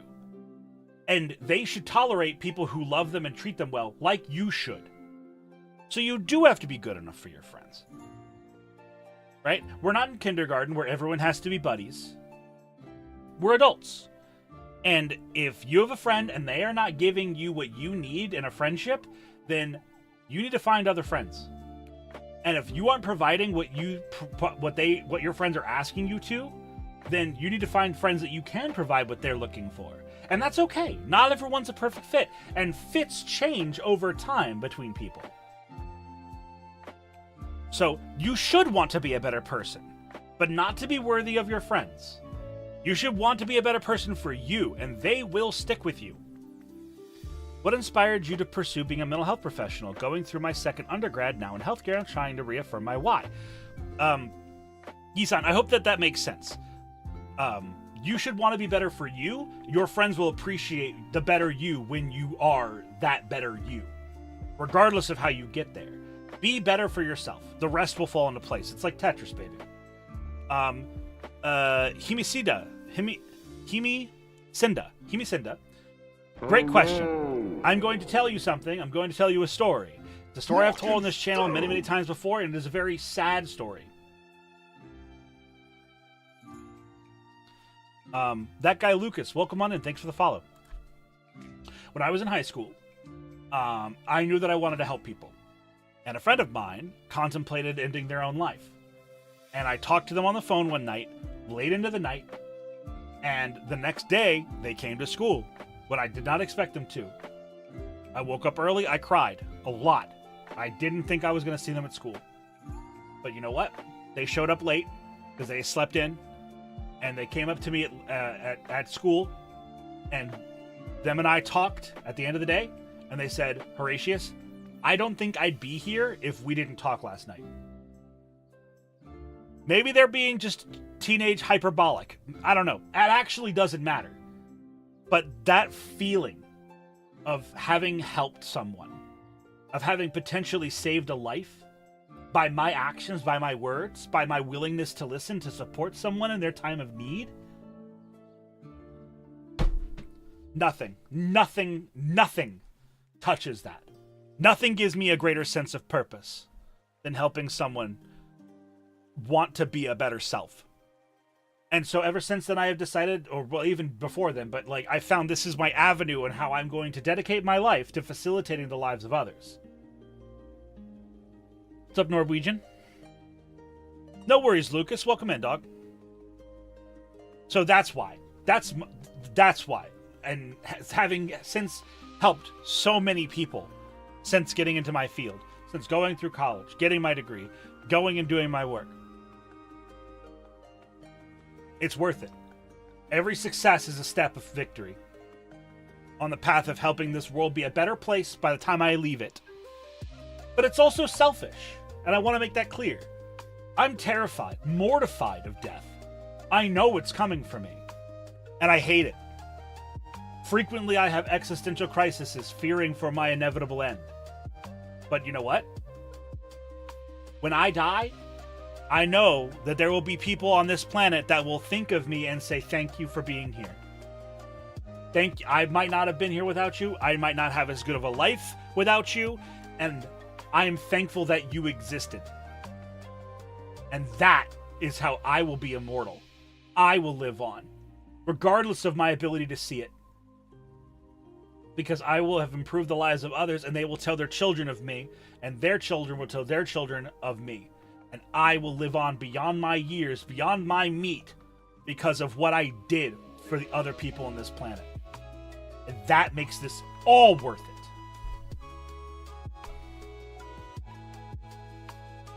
So I hope that answers your question. Let's say that's selfish. It's still doing it. It is selfish. It is incredibly selfish. But again, you're right. It's doing good for the sake of good. For the sake of me, but for the sake of good. Me when selfishness is also selfless? Yes. I'm thankful that you are the way that you are. I've seen firsthand how much you have helped people just in the community. Yeah, and I'm grateful for having done so.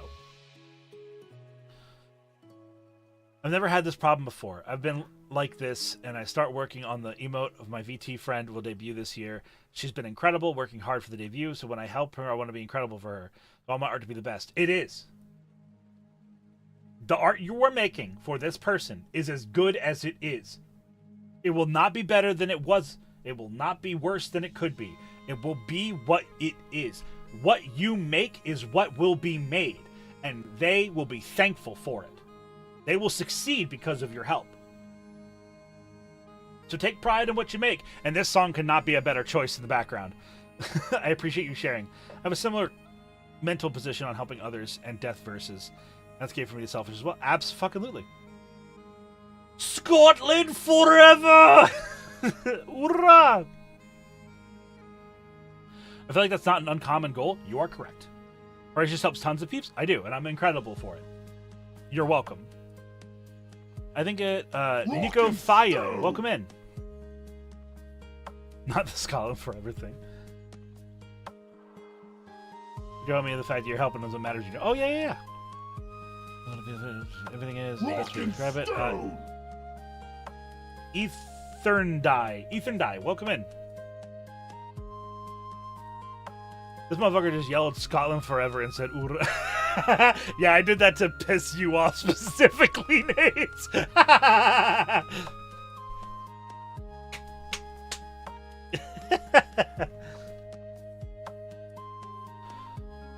All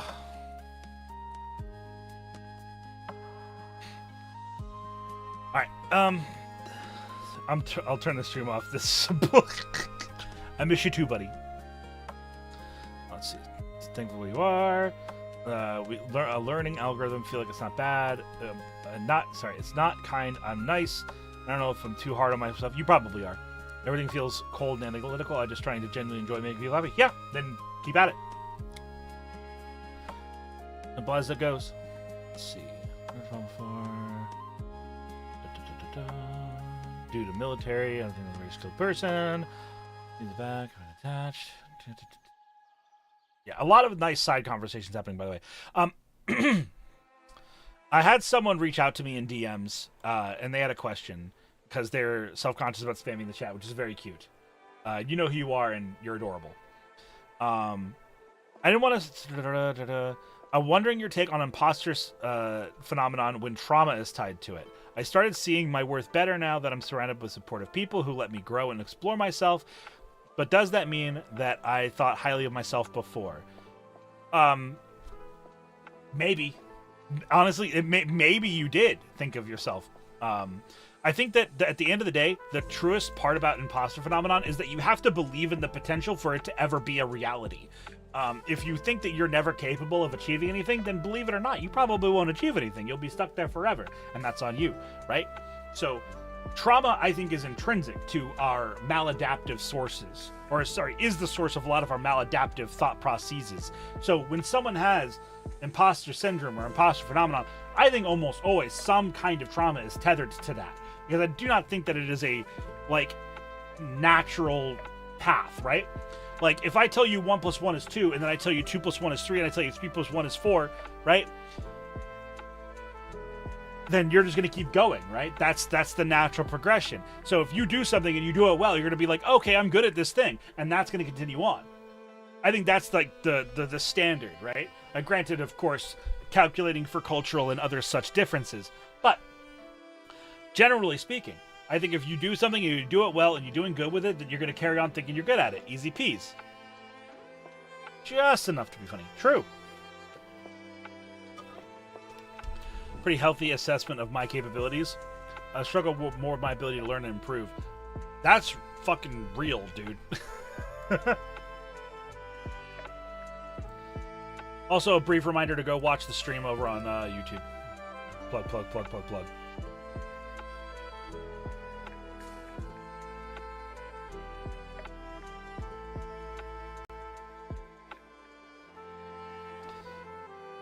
When you stop asking when and start asking yourself why, the rest will follow. Yeah, baby, it's Tetris. It's Tetris.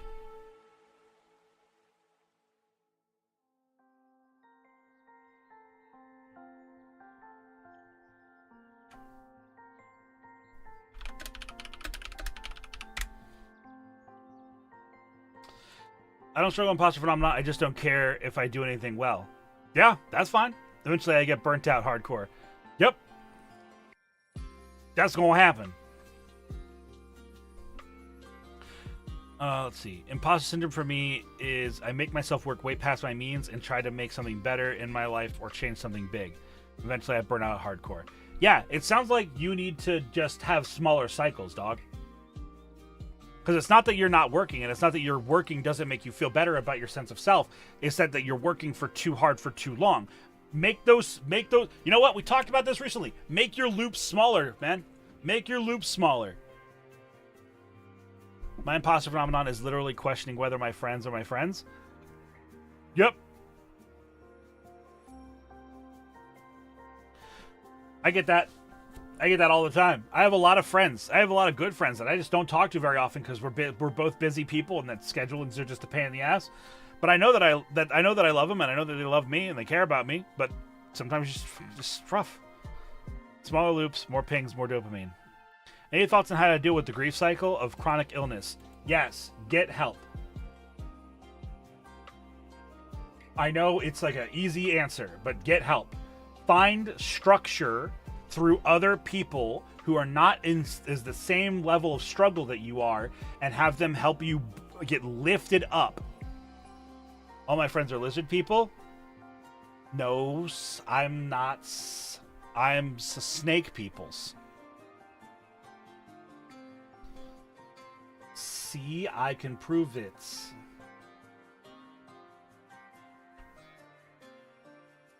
See?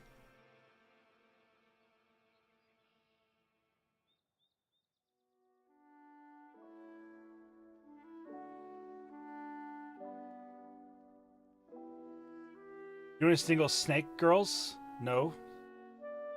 Motherfucker blinked. Snakes can't blink.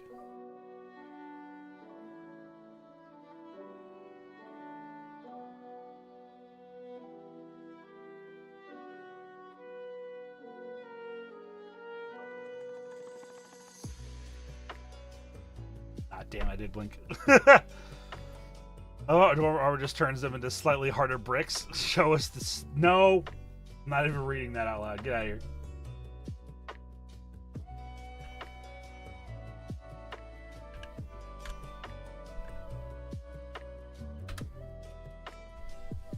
A part of mine is I will talk to someone and get kind of close to them, start dying off because I feel paranoid or that they will try and hurt me in some way, or eventually lose and gain friends often because of my paranoid feeling. So, Pounded, here's the reality, dog. You will hurt your friends. I hurt my friends a lot, and not as often as I'd like to. I have friends of mine that I know I have hurt a lot. Hera is one of my closest friends, and I know that I have hurt her. Digging for Nades, one of my longest friends. I know I've hurt him. Friendships are like that. Life is messy. One cool fox, thanks for the follow.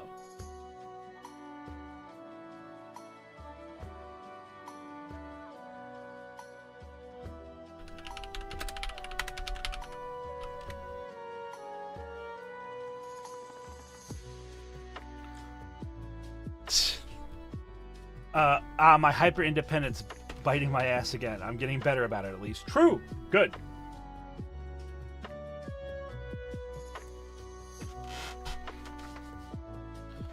Horse snakiest. And no, Aranthil, I don't know any snake girls. I'm sorry.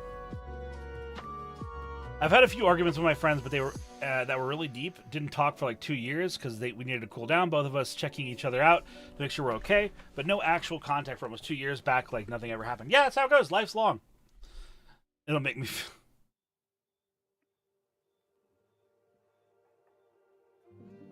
Believing you can only have true friends if you're always perfect and never have any sort of clash is totally is a totally other mindset that won't cause problems in the future for sure. Yeah.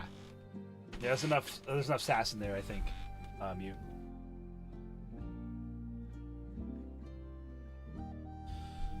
But yeah, absolutely.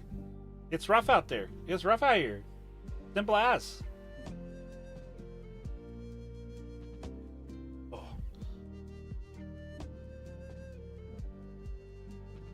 Again, Masha, thank you for the pizza. I really appreciate it. That is very kind of you.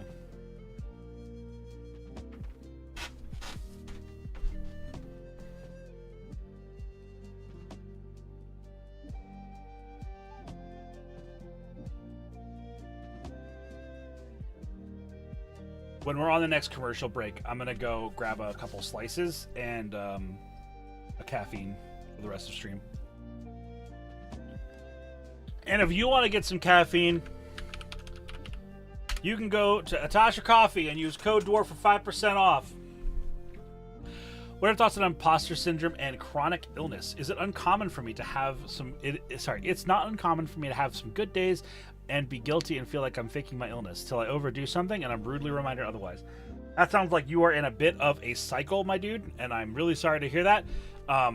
The shortest way I can say it is imposter phenomenon in regards to chronic illness. The connection there is pretty straightforward, that you have a misaligned perception of your illness, its limitations, and it's easy to get wrapped up in like, oh, today's a good day. Time to, push myself too far and lose all the progress that I've made in my healing process. Because people are impatient. We are impatient. We want to be better. We want things to be good. We want to be okay. And so the moment we see that we're beginning to be okay, we stop taking our prescription medication. We stop wanting to do what we're supposed to be doing. We stop going to the gym after we lose 20 pounds. We stop doing the things that we're supposed to be doing because we think we're okay and we don't need it anymore. Because people don't want to do it. We don't want to put in the work. Put in the work.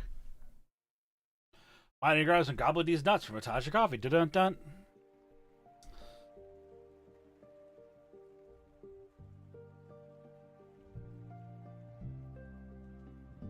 I talked to my therapist, and they think it's also because I have a heavy abandonment issue, so it's like a mix. Yeah, that's probably real.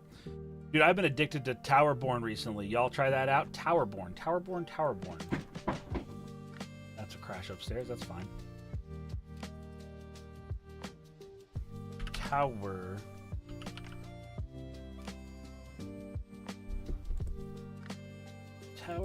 Oh, this game looks cute. It's like a side-scrolly beat-em-up kind of vibe. This feels very much, yeah, okay. Yeah. No, I get it. I get this. This is neat. I don't know that I'd fuck with it, but I see that being very, very fun. Very easy to lose a lot of time. Tay, how you doing, sweetheart? That's not what I heard, Lamau. It's, is it more easy to be an imposter phenomenon by surrounding yourselves with incredible and great people? Of course it is. Having a support group to help you when you're low, nothing's better than that. But also bear in mind that you cannot use the people around you for the wrong reason.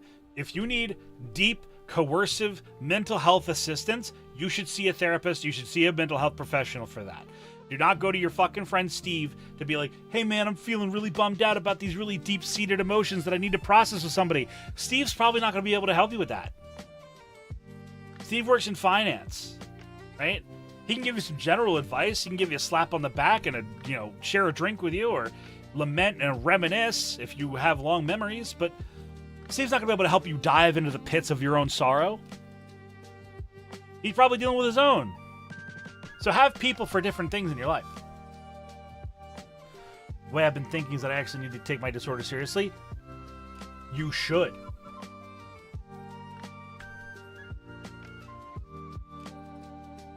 You should do that. You should definitely do that.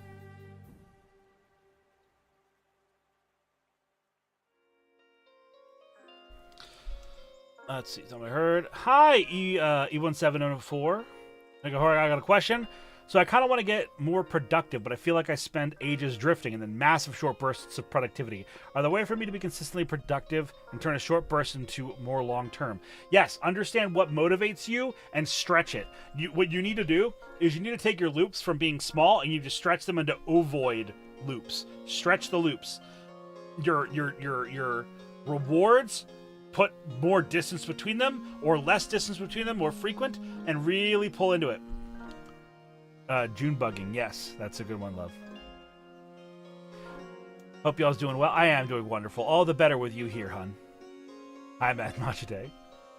You are singing my language, dwarf man. My ex used to use me instead of a therapist. Yep, but Steve is like my bro. True, probably. Have you heard of Dr. K? I have very strong and not very positive feelings about Dr. K, and I'd like us to leave it at that. And I think that that's okay. Something that helps me, different classes and everything. Something that helps me is express my frustration and suffering by doing responsibilities that I want to neglect. Good. Wield that pain into motivation. Good. Good. Now take your injury, serious. Yep. I'm friends with a therapist. Even if you're friends with a therapist, don't treat them like yours, because they're not. Correct. It's boundaries. Yes, absolutely. Clearly, you and your friends should dump all those deep-seated issues for the DM to solve instead. If the internet has taught me anything about D&D. Yeah, Mute. Yeah, absolutely. Don't do that. Brandon, what's up? Understood? Thumbs up. Let's see. I try, but my emotions are rarely listen to logic. Good luck to you. Hora and I have to walk this line as spouses. Yeah, I love my wife. But I am a mental health professional, and she is someone with mental health strife like everybody else.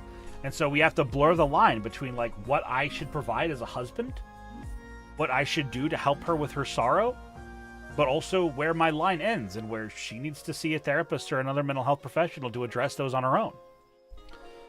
Spite is too good of a motivator sometimes, I swear. You are correct, Geef. Spite is a very powerful motivator. And this is where I set up a joke where I'm like, spite is also a really good motivator. If you take a poster and it's like a GIF, right? It's like an animated poster of of Spite shaking her ass. That could be a motivator for you. That's a carrot on a stick for the treadmill. Anyway, I don't really know Spite at all. I remember when she started, she seemed nice, and then she went real hard, and she's doing great, and I couldn't be happier for her. Spite is why I'm as healthy as I am. Sure. Again, as I said before, whatever gets you to where you need to be is good enough. Break it down, make it a better reason later, but if it's what gets you off your ass and on your feet and moving forward, that's a good start. Something I do to get over my depression messes where I have trouble cleaning up is becoming the trash goblin. And I go around and do weirdo throwing trash in a bag on my shoulder. Yes, that's awesome. I love that. A little spite as a treat. Hey, or I've been letting myself get bogged down in my bad boss's gaslighting and biting sarcasm. Been degrading my mental health over time. What's the best strategy to keep me from feeling like I'm less of a person? I'm definitely going to seek a therapist. Seek professional help and report him to HR. Genuinely. Tell them how their conduct hurts you, and if they don't change, go to HR. Like, nothing makes a motherfucker change quicker than taking their money away from them. Simple as.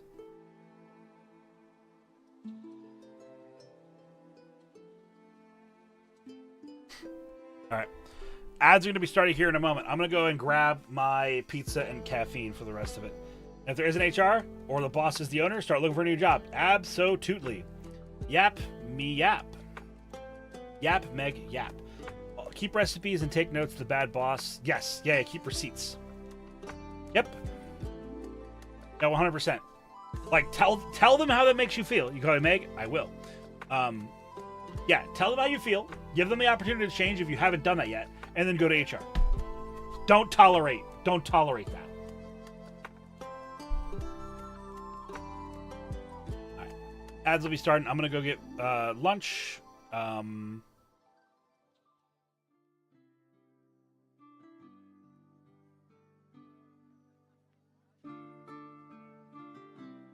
Hear ye.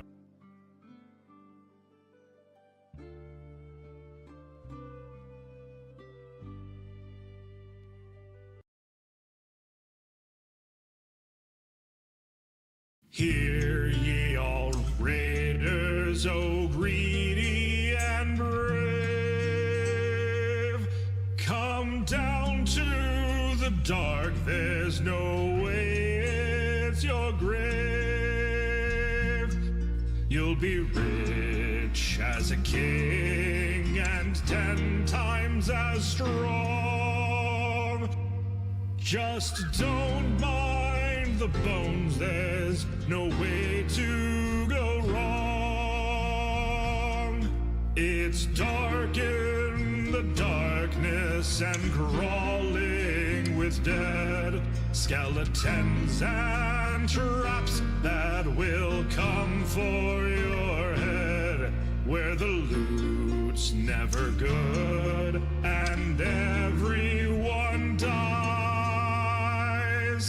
It's dark in the darkness where you forfeit your lives, where your dreams of gold are faded away, and you die all alone in this labyrinth of gray. All the parties of 3 hunting you for your cash, and the rogue that he bags a dead wizard's gone hat. I hope when I die that those bastards die too. While looting my body, they'll lose their whole crew, and I'll laugh from beyond while in spectator mode, content that they died just as it is owed. It's dark in the darkness and fickle as fate, where the danger's others who come for the bait, where the gear's not enough and your bones will grow mold. It's dark in the darkness, so come get your gold. It's dark in the darkness, so come get your gold.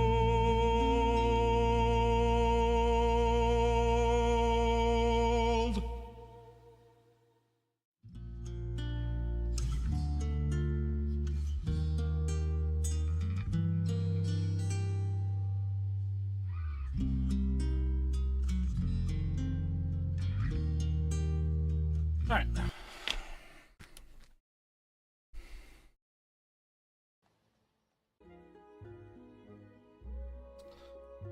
I'm back. Oh, dwarf quote.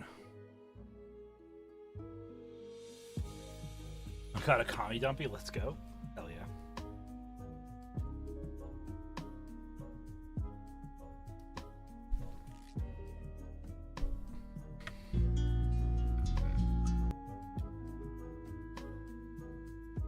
All right. How we living, everybody?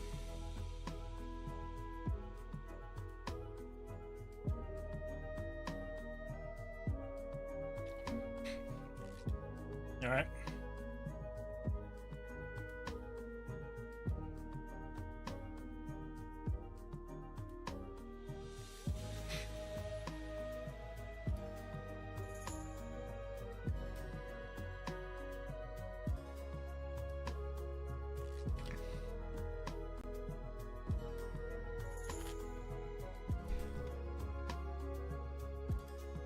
I'm just having some lunch.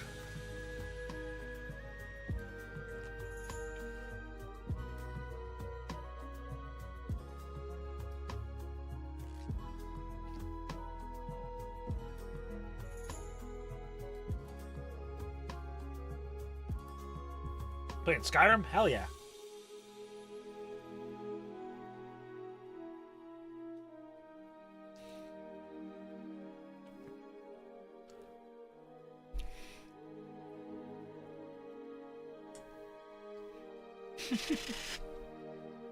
Rock and stone! Gilo Bobby, thank you for the follow. Welcome in.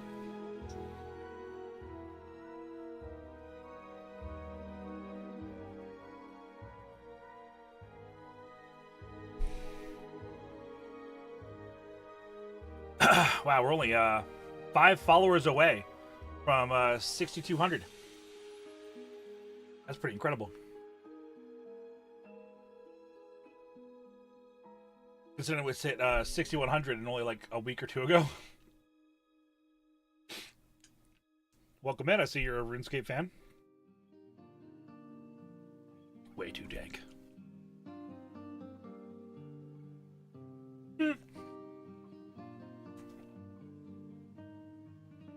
I love that axolotl.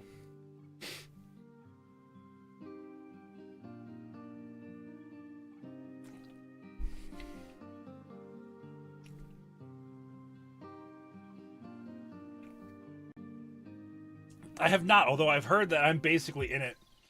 The dwarf character you meet early on, it looks a lot like me. Mm-hmm.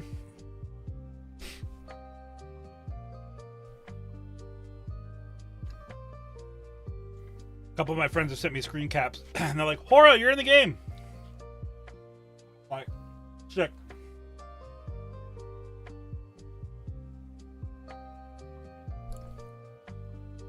There is a meaning to the hammer pendant. It is a memento mori. Oh, I forgot my caffeine.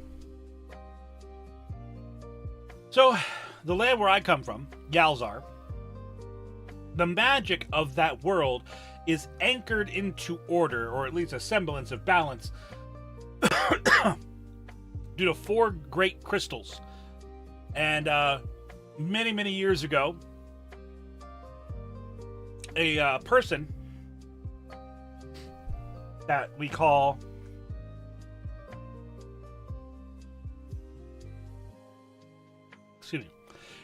the Sunderer split himself into 4 copies of himself and sundered all 4 crystals at the exact same moment. Because the crystals are smart. They're sentient. They're powerful.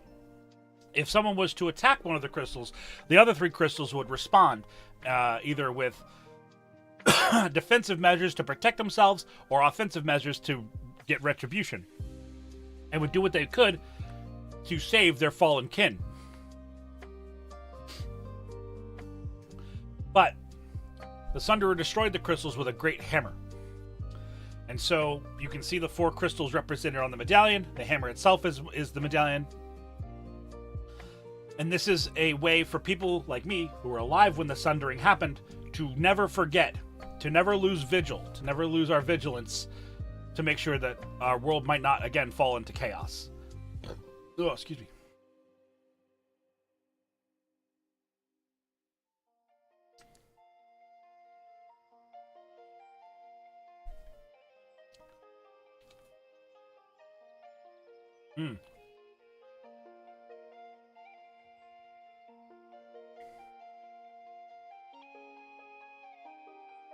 You're welcome, Majide.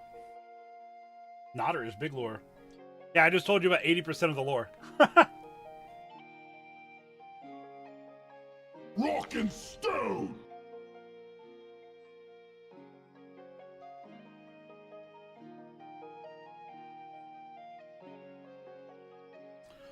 Thank you, Ruby Mooney. I'm eating a slice of pizza right now. Welcome into the show. Now we're only 4 away from 6,200.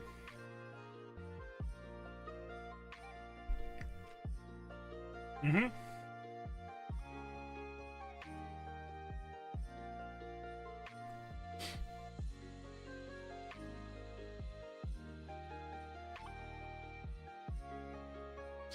Kevin, that's the dwarf that's in the new game, I'm pretty sure. But thank you.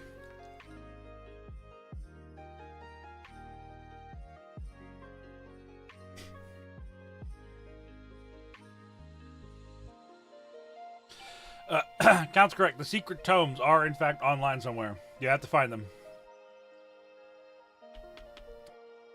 But in the original and the drive, yeah.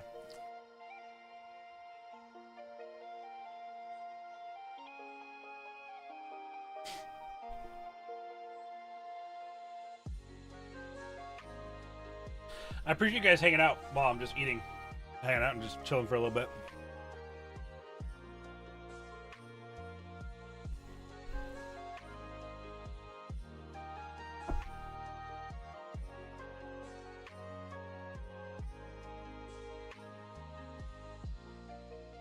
You guys get your mukbang. I get pizza. Pretty good deal. Just showing out thinking? Oh, yeah.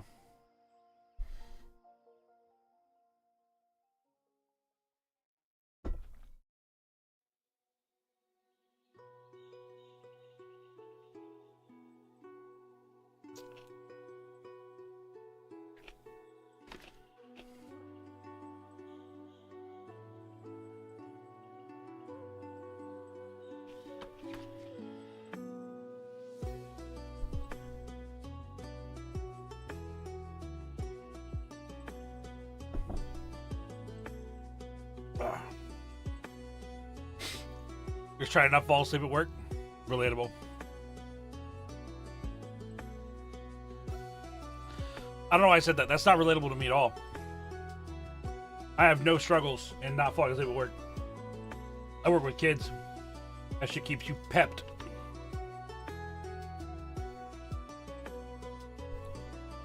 Although I have worked with people who do fall asleep at the job, and I'm like, how do you fall asleep doing this line of work? That's incredible.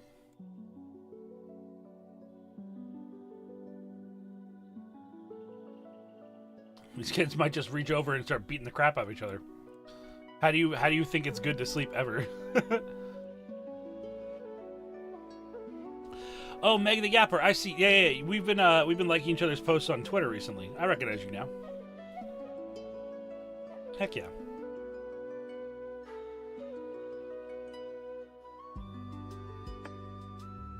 Oh, excuse.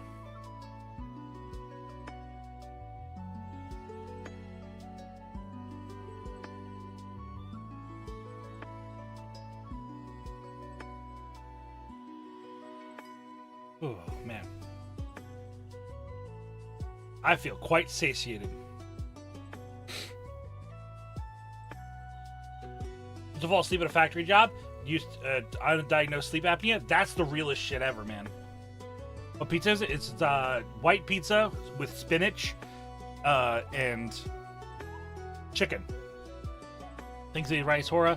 I'm trying to keep what's happening separate from my personal life as much as possible, but I figure you can only go so far on your own. Correct!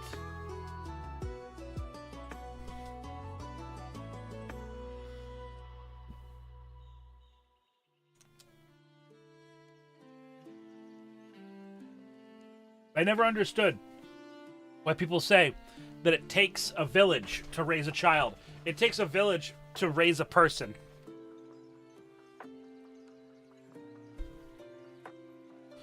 Not just children need help. Adults are more autonomous, but they are not they of themselves totally. Look at my boy Senshi from Dungeon Meshi. Right? That guy's incredible. Impeccable survivalist. And even he needs help from people. Even before he joins the party, when he's living on his own for a few years, he still has to employ the golems to grow vegetables. He still has to leave the dungeon every now and then to go to the town to buy spices and other things that he can't find in the dungeon.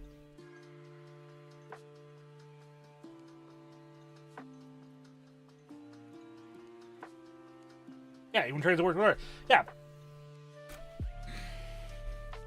So if even Senshi needs help, you do too.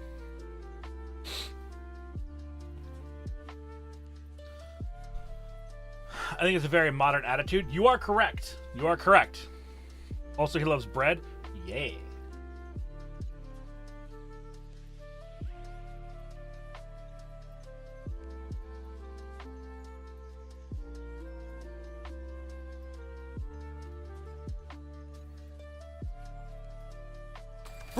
Bread! Yo. Bread! We got the English one on the first try. Let's see. Me and my ex still live together. I live in the part of the house we used to rent out individually. Neither of us can provide the quality of life, opportunities, and support that our children have. We ended on things peacefully and never fight or anything in front of them. It's been 4 years and I have lost friends and potential romantic relationships because of the arrangement. It happens rarely, but once in a while I worry that I'm giving it up too much and then feel terrible for thinking it.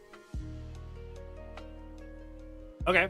I appreciate the share. I'm curious as to what your question is, if there was one. But in either case, welcome in.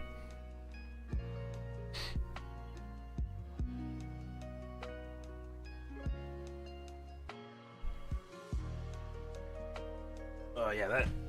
Maybe it's like how to fix that. Well, I'll wait for them to ask their question. I'm not gonna guess. Listen, I've been doing this long enough to know that it's never worth trying to guess what people's questions are. It's just not worth it. Like, if someone words a question poorly, I'll guess that question. But if there isn't a question posed, which, to be fair, Lytic, there's no question posed right here. So I don't know what you would like me to comment on.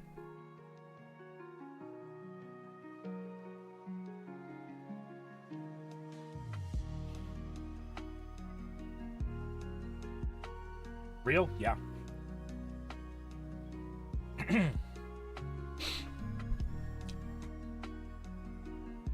Hello, stout one. Just here before going to bed. You be a comfy presence. Thank you, Jenna. Alright, first time putting it into words out loud, so to speak. Okay, well, thank you for the share.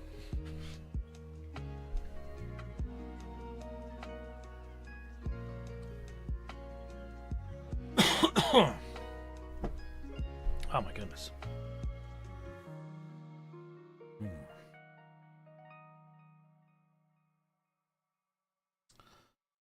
I'm thinking here.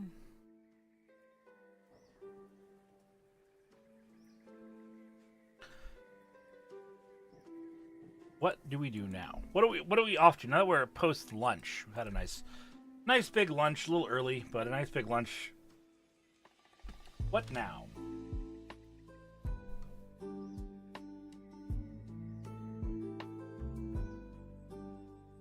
Tis the question.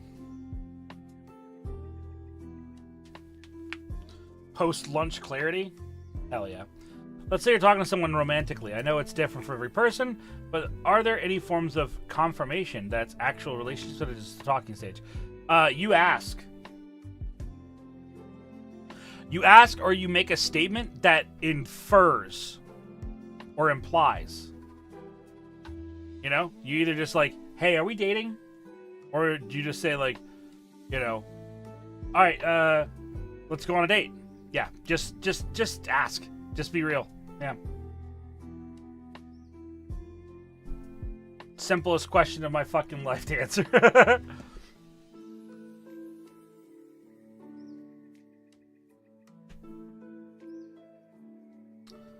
Oh, hello, YouTube chat.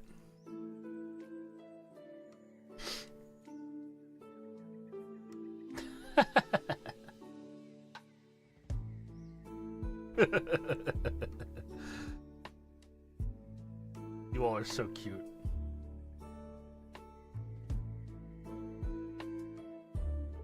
Don't be an anime MC. Correct. Like whatever an anime main character does, don't do that. Yeah, if you see what you were thinking of doing in an anime, don't.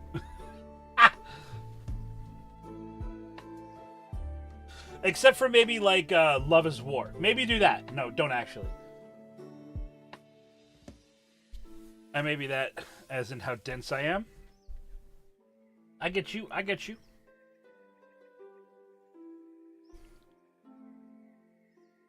Characters are meant to have drama, not a good life. Yep.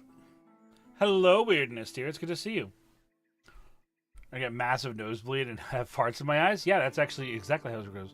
Meows Ferratu, welcome in. I copied your emote. Posts.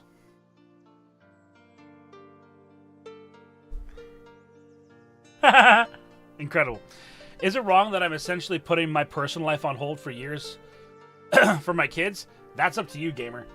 If you think that your children's lives are more valuable than yours, then that's up to you.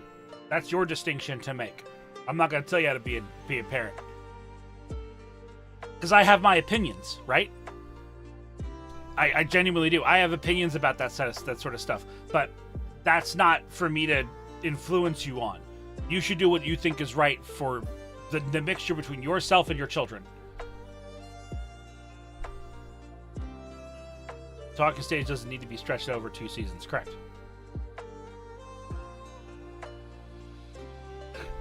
I still love the Hora Willow shake emote. It's so cute.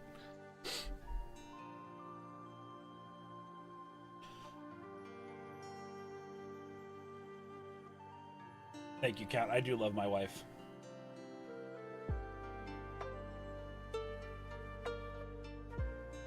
You're right, it could be 14 light novels. Real.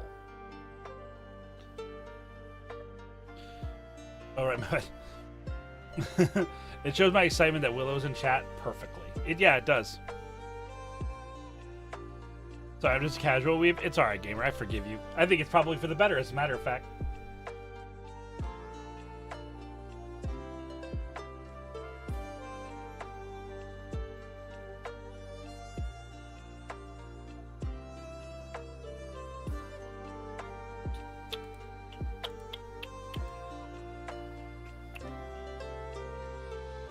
Oh, man.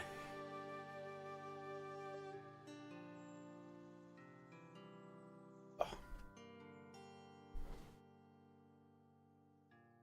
Slow Burn's a great read, but having the where is it going conversation is important. Yeah, I agree. I asked because when the talking stages rush, it feels it kind of falls apart, but when it's taken time, it kind of also drifts away.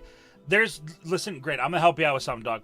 There is no such thing as the correct tempo for a relationship to unfold. Some people get married within the first year of meeting each other. Some people don't get married for over 10 years after having met each other. There isn't a correct answer. It works for you if it works. If it doesn't, it doesn't. I personally am a fan of taking things slower. That said, Willow and I moved in together within 6 months of having met.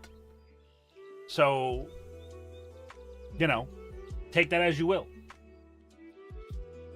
We moved in together within 6 months. We stayed living together for about 5 years. She moved away for 3. Then we moved back in together and have been together ever since. And like we were still in a relationship after she moved away. She was going away to a college. But that's just like, you know, that's how life is. It's messy.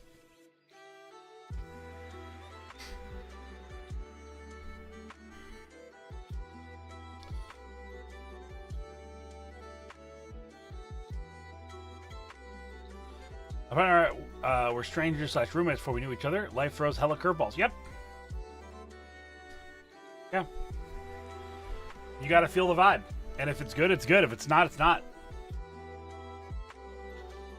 Of course, my computer is borked. Oh. Knew of each other for a while. That's true. Not to go off topic, but question Horatius. Yeah. Have you ever had an incident happen that made you question the job you have? I'll share mine. I work at a computer store and I had a kid, young adult, come in and try to convince their friends that computers don't actually exist. Have I had an incident that happened that made you question the job you have? Yes, but it had to do with the management that I was working with, where I felt like I was not going to be able to find work that I would find fulfilling, where my managers were not so money obsessed in manipulating the client base, instead of actually caring about helping our clients. But no, I wouldn't say in any meaningful way have I experienced that genuinely. And I've experienced some harshness in my field, but no.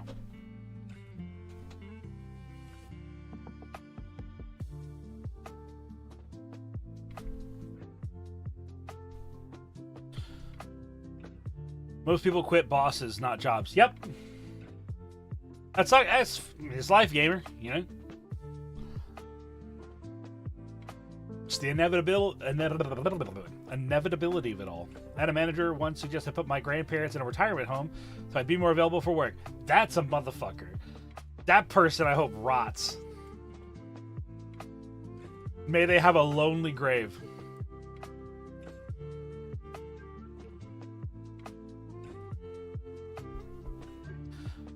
Willow, my dear, can I ask you a favor?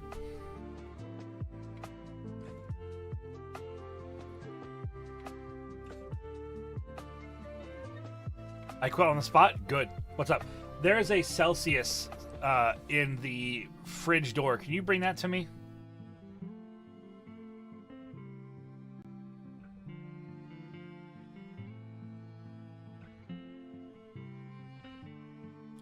Fair enough. No, it's okay. That's why I asked. Ask the roommate? No, I'm just going to get up. Chat, entertain yourselves.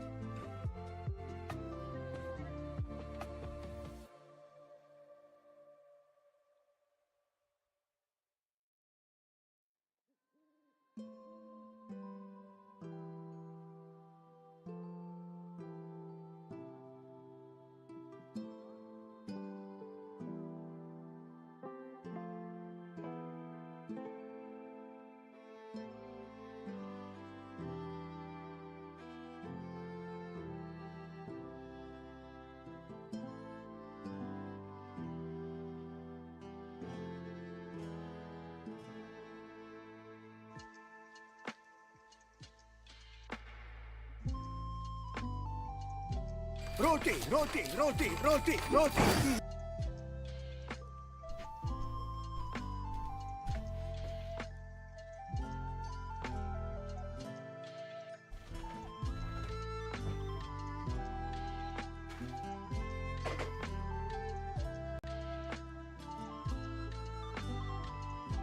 Okay.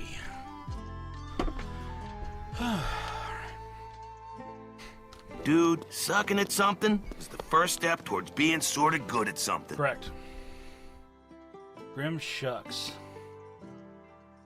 Why is a werewolves the first to notice something? Because they're...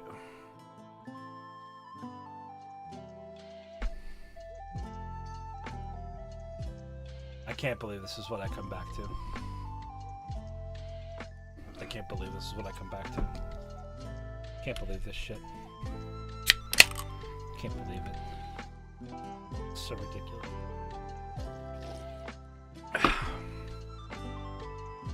Alright. I always have the problem of fitting into a new community. Do you need a unique personality to fit into one? Or just need to be... just to chill and be there? That's because sometimes I find myself not able to fit in a community. I feel like I'm not needed. I'm going to tell you a really harsh truth there, man. You're not needed anywhere.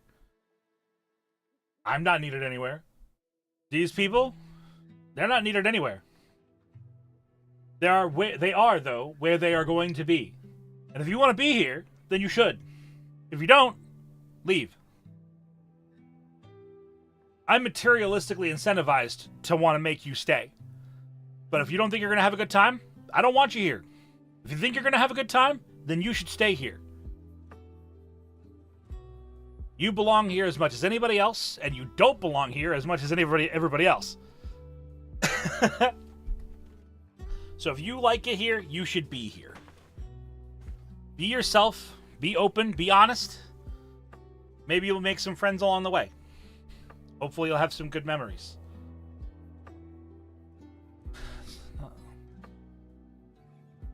Is it an immoral thing to do? Not just a bad thing to do. It's very profitable. Horror on killing and Sea of Thieves. True. I'm literally Horror's mod, and I'm not needed here either. Horror can handle the moderation stuff himself. I barely even interact with the community, but I'm here often enough because I just like it's chill. Yep. Only place I'm needed is the place that fills my belly. If someone has you around just because they ain't no friend, that's a coworker. Community ain't Lego blocks. You don't need to fit in a specific way. Yep.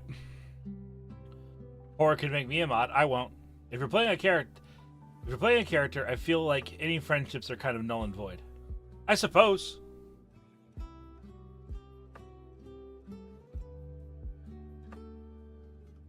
Zero Skies, don't play into her.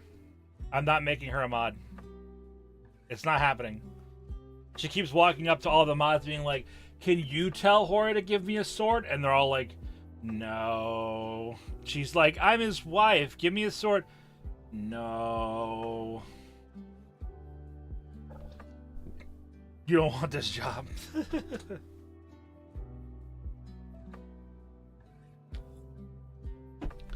I know, and that's the one reason why you shouldn't have it. I feel like, but yeah, it's a funny bit. Maybe an emote that has a green sword. Yeah. I miss you. Bully broth for me. One does not put their queen on the battlefield. Well, I do all the time.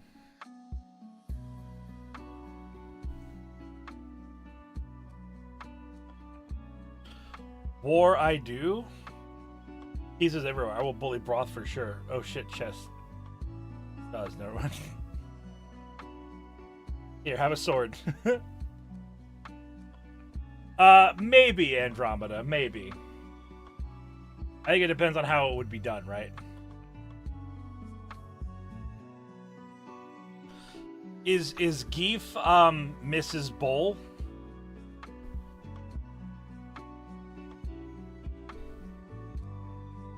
Well, Mrs. Bowl, it's very nice to meet you. I'm a big fan of your husband. I hate being a mod. I hate having to align my rules with that of the streamer. I had to stop going down to my friend's channel because what I would ban for, what they were very different. Yeah. Your wife an axe?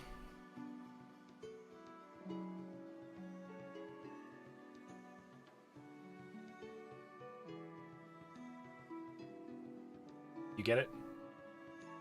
I love a visual joke.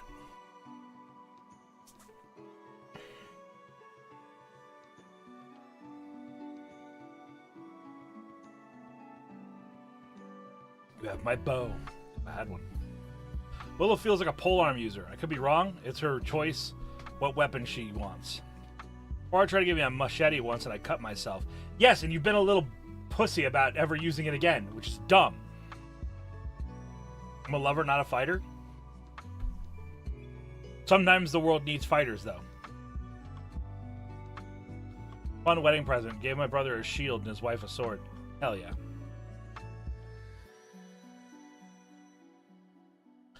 There's an editor role to do the stream ever to give it some. Wait. I hear there's an editor role. Do the stream ever give it to someone?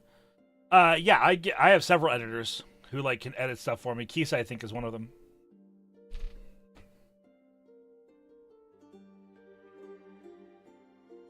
I think many streamers who have like dedicated mods that they trust give the editor role to people all the time.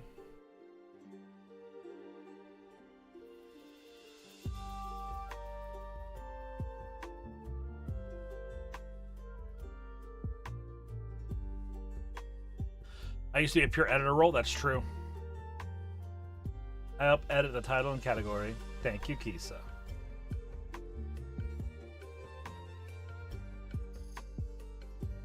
Yeah, now Mark has all of the fucking Infinity Stones. Editor, artist, mod.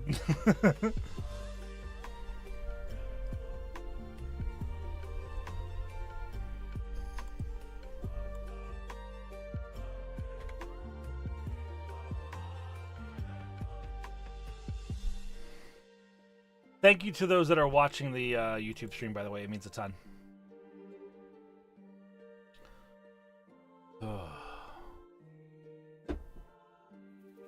This does put a smile on my face.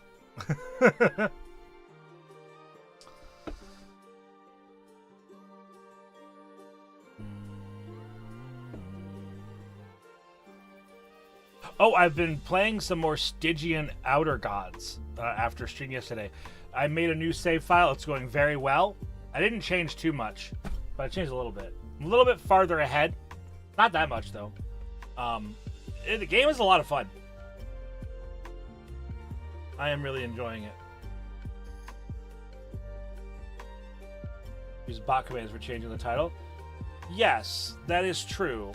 But no.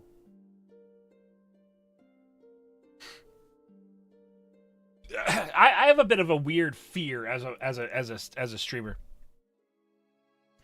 I fear implementing too much automation. Is that weird? I'm very cautious about having too much of that. It's slowly been clawing me back. Can't believe we got squids right now. Now right next to Super Earth. Dang! Nope, not at all. I go sleep now. Be well. Take care, Jenna. Lurk if you can, dear. If not, be well. Take care of yourself. Nope, not at all. Yeah, thank you, Keith. I appreciate that. If the automation malfunctions, it is the pain of the butt to fix. Yeah. Our bot's getting hacked, and then all my stuff's out there. Yeah. Some people just a god at being a mod. I know a guy that mod for over 15 different channels is insane. I know several people who are like that. They're crazy. Please report to your democracy office for a previous dereliction of duty. Appreciate the response. I know it's deeply personal dilemma, but I don't really have anyone I could voice it to, and I figured an unofficial response from a professional is better than the other way around. Yeah, I get that, and I think that that's a fair assessment as well. Allow me to convince you to look for a professional in your local area that might be able to help you more distinctly make those choices, because those are big choices. They really are, and they're important choices as well, and they're fundamental, and they'll change the trajectory of your life, no doubt. So I think that might be something that you might want to sit down with a professional to really hash it out. I said it was early access. I'll check it out in 2 to 3 years, I guess. Okay. Oh, I'm so full of chocolate milk. Oh. Can we just see what they had to say about me? Damn, my browser died. Half my message was eaten. F in chat. We get some F's for Ranthil. F's for the message that never was.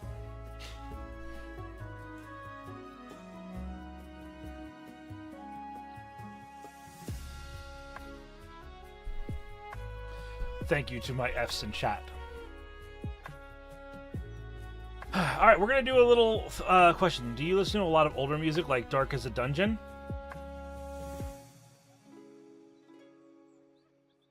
Yisan, are you a knower? Yisan, are you a knower?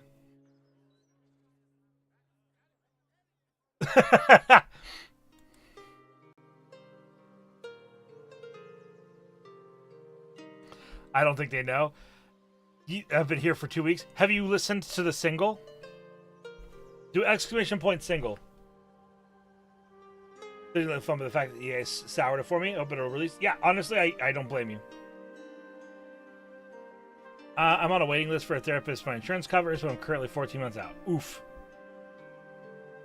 Yeah, go give that a listen, Yisan, and then compare it to Dark as the Dungeon. It's inspired.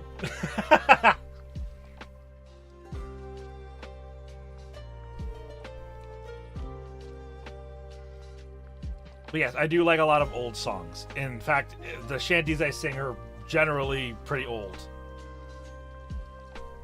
Except for like the Longest John stuff that I know. That's pretty new. Like, in fact, there's a song I've been practicing that they literally released their cover on like a month or two ago. I was wondering if you enjoyed the genre. Yes. Yes, I'm a folk music and like the Long Johns are great. They are. They are.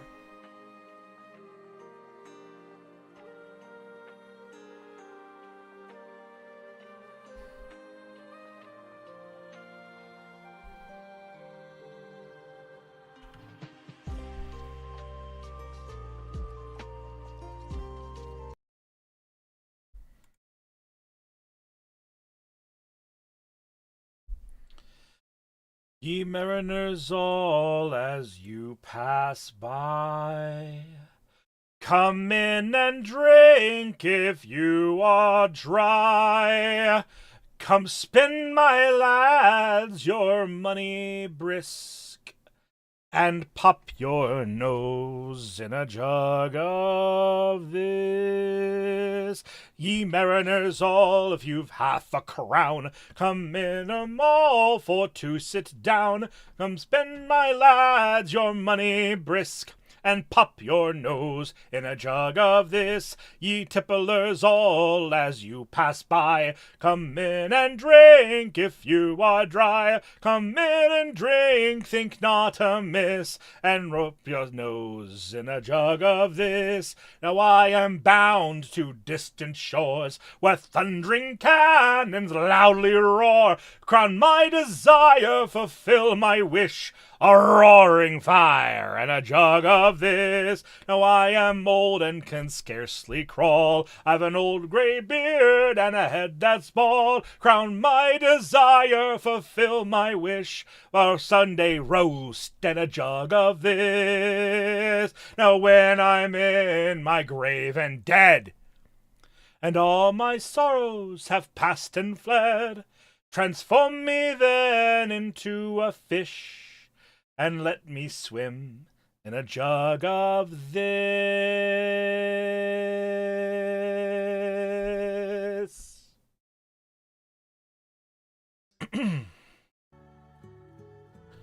Fuck you, Nades. Welcome in, Biggles.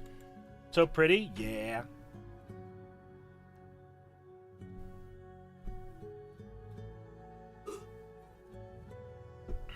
Thank you. Thank you, Berserk. I appreciate the lurk. +1? Heck yeah.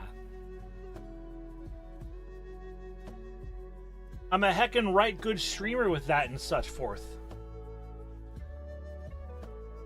+2? Pog.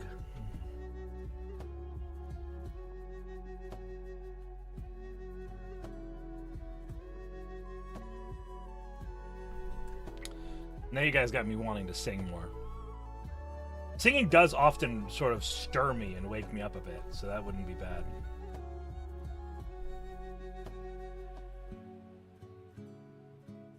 You guys want a couple of songs?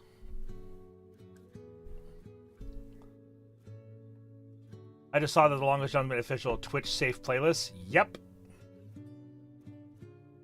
Okay, Kisa said now. Kisa literally grabbed a mug and was like, smash! Another! Do you know any patter songs? Can you be specific? You mean Patty songs? Like Irish songs? Yes, I do. Plus I have Oh My God. Maybe I'll just make the 1 million channel point redeem where I kill the channel. Patter songs that are kind of like quick talking songs. I don't know. I probably do. Love, you know what I know pretty well. Are there any ones that fit that you know that I know?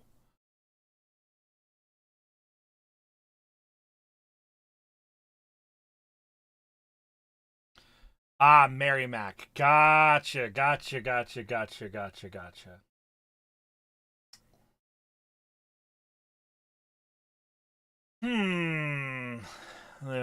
Modern major general. Oh, God, no. No. No. No. No, God. Oh, that one is intense.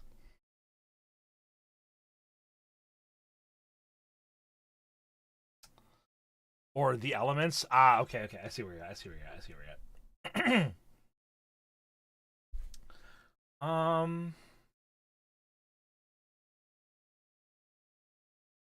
Wait, does it mean Patter's early rap? Sure. While I'm looking for another song, I'll do this one. Make me the perfect miner. You didn't hear that. Haha. Make me the perfect miner. Dig him forth from the soil. Ancient cheeks cut from quartz, shadows cast from iron ore, with a grim ring undertone. Flesh can be plundered, rock holds its own. Opum the finest, wrung from the stone. Opal the iris, silver the bone. Make me the perfect miner, cleave her straight from the core. Alicist's crystal born, harder than the anvil's horn, with a frame that cracks the mold, facets of emerald, ruby, and gold, from the finest, wrung from the stone, opal the iris, silver the bone. Am I gonna try? I think I'm gonna try it. I think I'm gonna try a song that I've been working on privately for a while now.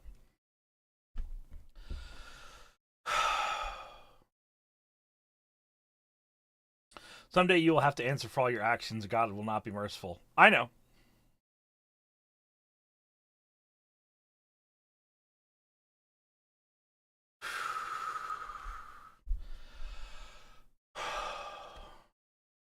Well, in the merry month of May, from my home I started, left the girls a-twain, till they broken so hard to salute to father dear. Kissed me darling mother, drank a pint of beer, me grief in tears to smother, and off to reap the corn, leave where I was born. Got a stout blackthorn to banish ghosts and goblins, and a pair of brogues, ratting all the bogs, frighten all the dogs, on the rocky road to Dublin. 1, 2, 3, 4, 5, hunt the hare and turn her down the rocky road, and all the ways to Dublin, whack for lully rah. In Mullingar at night I list a whim so weary, started from delight. The steer is right and really took a drop of the pure, keep me heart from sinking, that's the Paddy's cure. Whenever he's on for drinking, to see the lassie smile, laughing all the while, caught me curious style, set your hearts a bubbling, and asked if I was hired, wages I required, till I was almost tired, on the rocky road to Dublin. 1, 2, 3, 4, 5, hunt the hare and turn her down the rocky road, and all the way to Dublin, whack for lully rah. And when next arrived I thought it's a pity to be so soon deprived of view of that fine city, and then I took a stroll up and down the quality bundle. It was stolen in a neat locality, something crossed me mind, then I looked behind, a bundle could I find, a such a stick a wobble and inquire from then the rogue, set a brogue, wasn't much in vogue, on the rocky road to Dublin. 1, 2, 3, 4, 5, hunt the hare and turn her down the rocky road, and all the way to Dublin, whack for lully rah. But I got away, my spirits never failing, landed on the quay to stop the ship was sailing, captain at me roared, the hud and then I jumped aboard a cabin found for Paddy, down among the pigs, did some hearty rigs, danced some hearty jigs, the water round me bubbling off the Holyhead, I wished myself was dead, a bear of ore instead, on the rocky road to Dublin. 1, 2, 3, 4, 5, hut the hare and turn her down the rocky road, and all the way to Dublin, whack for lully rah. The boys of Liverpool had me suffering and had called myself a fool. I could no longer stand it, blood began to boil, temper I was losing, poor old Earl as Isle. Then they gave me abusing Horatius, so says I, shillelagh I let fly. But when boys went by and saw I was a hobble, and then the hound hooray, they drew quick the fray, they cleared the way from the rocky road to Dublin. 1, 2, 3, 4, 5, hunt the hare and turn her down the rocky road, and all the way to Dublin, whack for lully rah. Oh, that song is intense.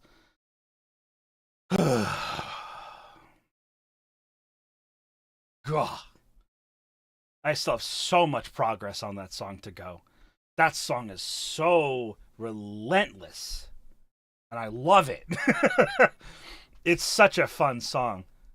Good cardio? It absolutely is. My body is like on fire. Like I just did a workout. Rattling Bog? You can go fuck yourself.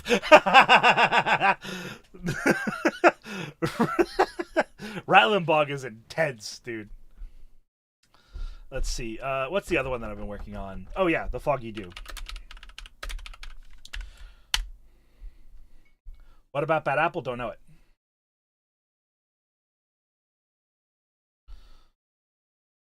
Oh, excuse me.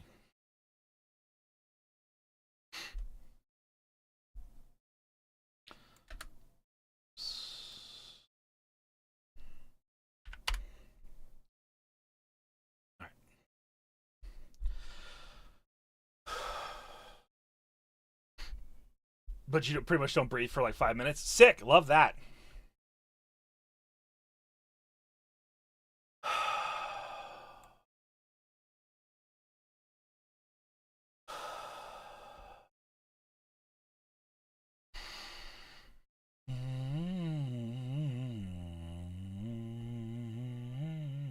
As down the glen one eastern morn to a city fair rode I. There armed lines of marching men in squadrons passed me by.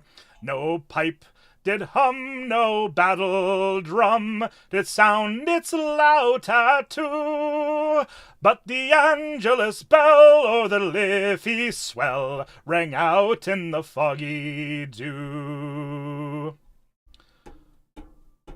What? Do you not like this one, Dades? I figured this would be up your alley. Right proudly high over Dublin town they hung out the flag of war. 'Twas better to die 'neath an Irish sky than in Sulvar Seldelbar. And from the plains of Royal Meath strong men came hurrying through, while Britannia's Huns with their great big guns sailed in through the foggy dew.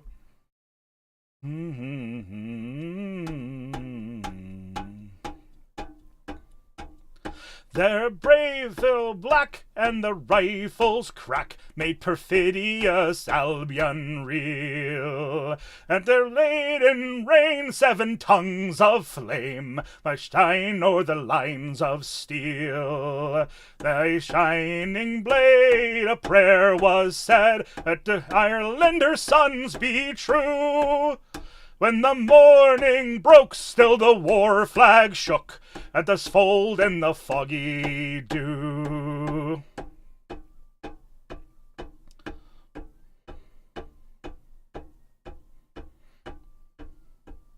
As England bade our wild geese go, that small nations might be free, but the lonely graves by the Sula's waves on the fringe of the great North Sea, no, had they died by Persis' side, or they fought with Calbrahua, their names we would keep while the Fenians sleep in the shroud of the foggy dew.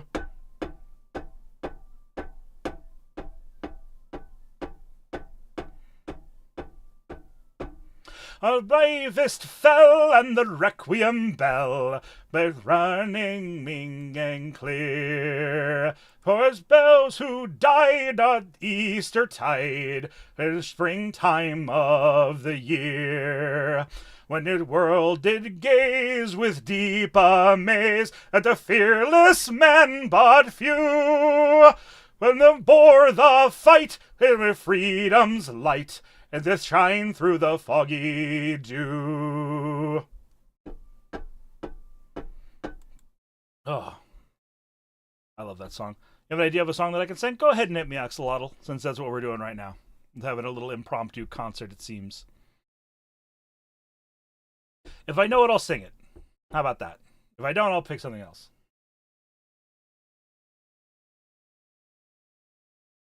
Oh, and I have a good one for this, too. Randy Dandio? We could do Dandio in a moment. Hi, Tankman. How you kicking, baby? The Dragonborn comes? I do not know the Dragonborn comes. I'm terribly sorry. Do you know Finnegan's Wake? Not as well as I'd like. I can stumble through Finnegan's Wake, but I don't know it well. What are some good other like Irishy ones that I know? Since you guys are on that kind of direction right now, Cuba. Sure, love for you. I can sing that one. Rifles. I don't know that one. I'm sorry. I know Whiskey in the Jar. I can sing Whiskey in the Jar. Oh, Danny Boy. Inappropriate timing for Danny Boy. A little bit too somber right now. We're feeling kind of amped, yeah. Walking up a bit. Was up late last night. Hell yeah. Yeah, we'll do Whiskey in the Jar.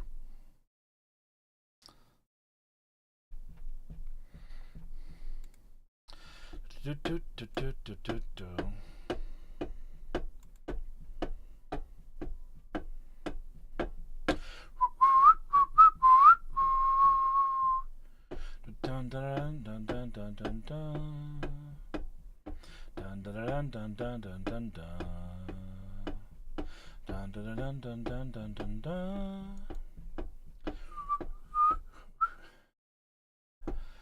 As I was going over the Clark and Kerry mountains, I met with Captain Farrell and his money he was counting. I first produced me pistol, and then produced me rapier. Said, stand and deliver, for you are the foul deceiver. A-shering-dibba-doo-dibba-da. Whack full the daddy-o, whack full the daddy-o, there's whiskey in the jar. I took all of his money, and it was a pretty penny. I put it in my pocket, and I brought it home to Jenny. She sighed and she swore that she never would deceive me, but the devil take the women, for they never can be easy. Mushering-dibba-doo-dibba-da. Whack full the daddy-o, whack full the daddy-o, there's whiskey in the jar. I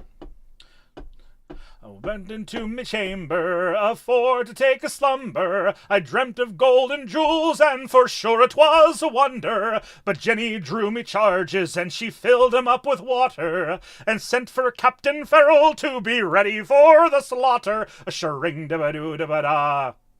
Whack full the daddy-o, whack full the daddy-o, there's whiskey in the jar.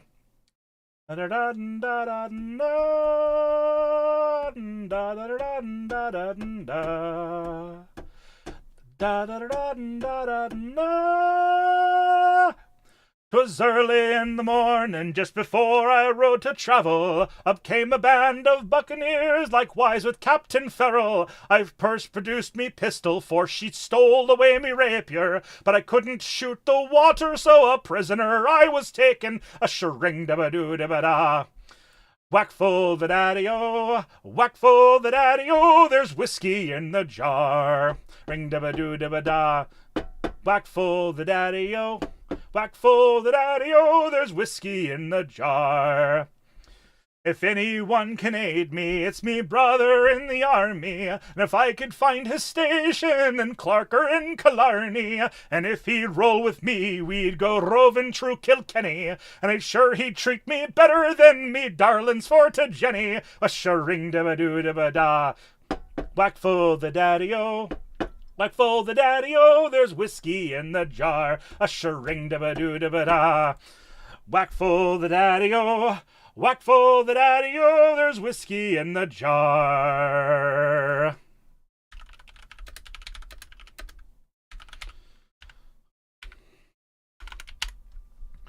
All right. Here you go, babe. This one's for you, my love.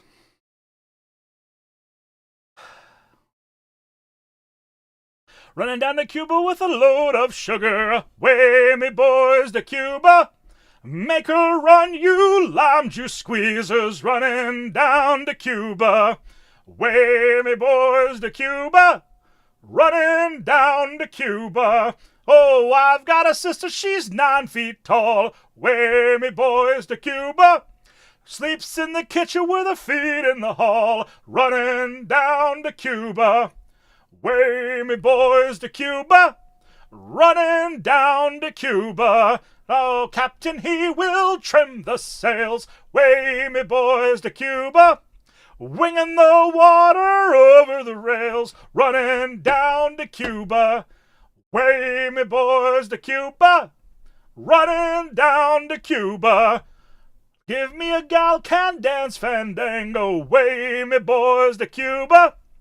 Round as a melon and sweet as a mango. Running down to Cuba. Way, me boys, to Cuba.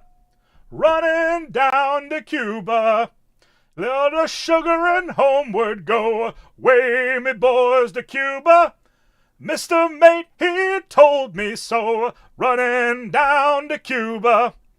Way, me boys, to Cuba. Running down to Cuba.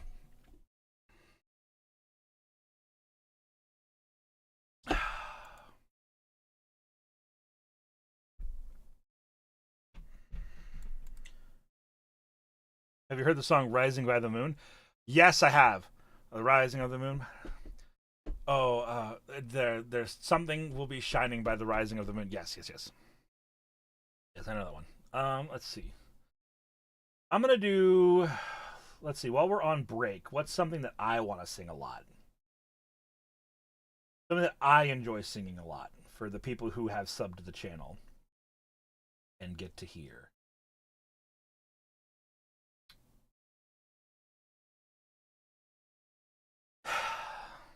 A thousand pikes of flashing by the rising of the moon. Thank you. Do shoals of herring for the ad break. Oh, it was a fine and a pleasant day. Out of Yarmouth harbor I was tearing as a cabin boy on a sailing lunger for to go and hunt the shoals of herring. Dun, dun, dun, dun, dun, dun.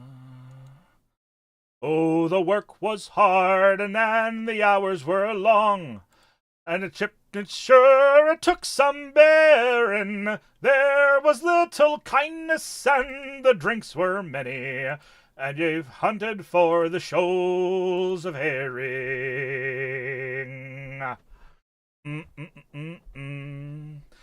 Welcome in, new viewer, by the way. Well, this dwarf and the broken bank, and I was cook, and I had a quarter sharing, and I used to sleep standing on my feet, and I dreamed about the shoals of herring.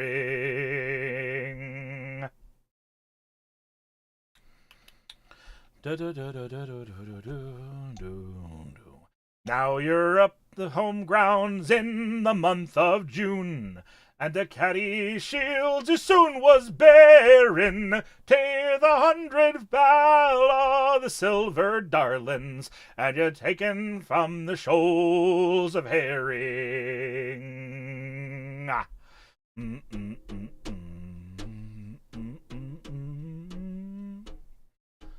Well, you're up on deck, you're a fisherman.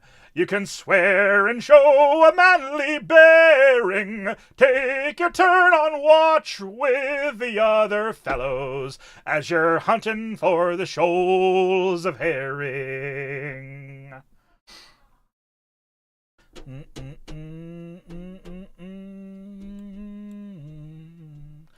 In the stormy seas and the living gales, just to earn your daily bread you're daring, the Dover Straits to the Faroe Isles, but you're swallowing the shoals of herring.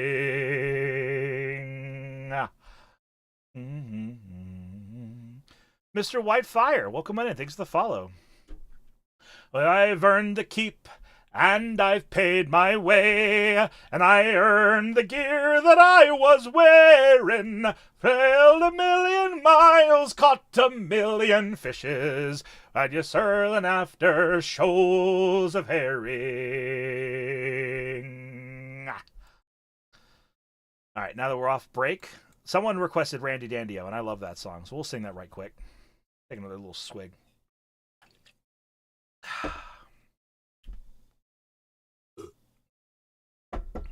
Fizzlepuff, hello and good day to you, dear.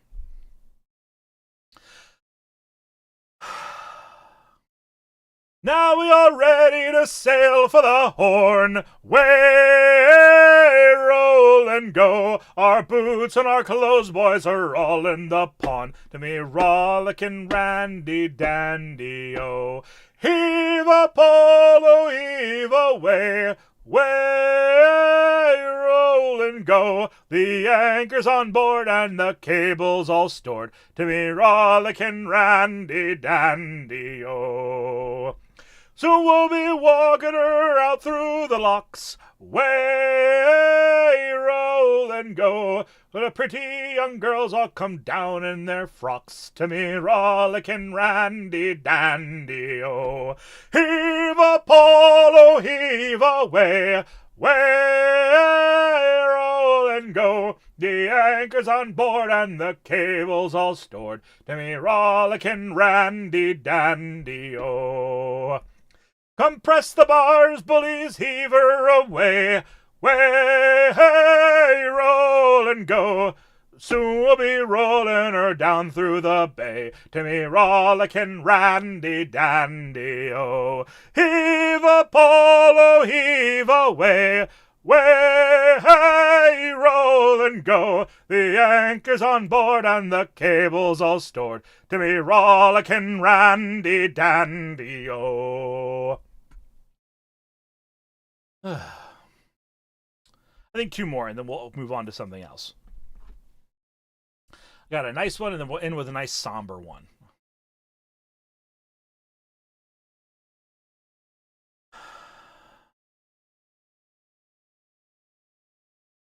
Kind friends and companions, come join me in rhyme. Come lift up your voices in chorus with mine. Come lift up your voices, all grief to refrain. For we may all might never all meet here again. Here's a health to the company, and one to my lass. Let us drink and be merry, all out of one glass. Let us drink and be merry, all grief to refrain. For we may all might never all meet here again. Here's a health to the dear lass that I love so well. For her style and her beauty sure none can excel. There's a smile on her countenance as she sits on my knee. There's no man in this wide world as happy as me. Here's a health to the company and one to my lass. Let us drink and be merry, all out of one glass. Let us drink and be merry, all grief to refrain. For we may all might never all meet here again.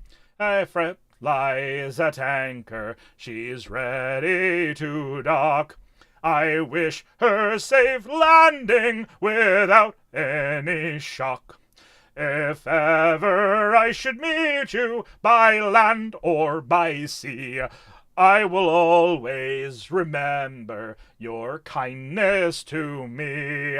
Here's a health to the company and one to my lass. Let us drink and be merry, all out of one glass. Let us drink and be merry, all grief to refrain. For we may or might never all meet here again.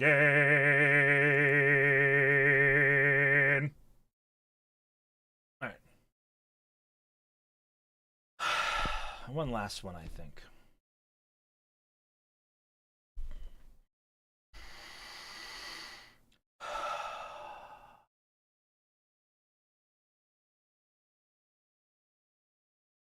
Buckle up your feels, boys. This one hits hard.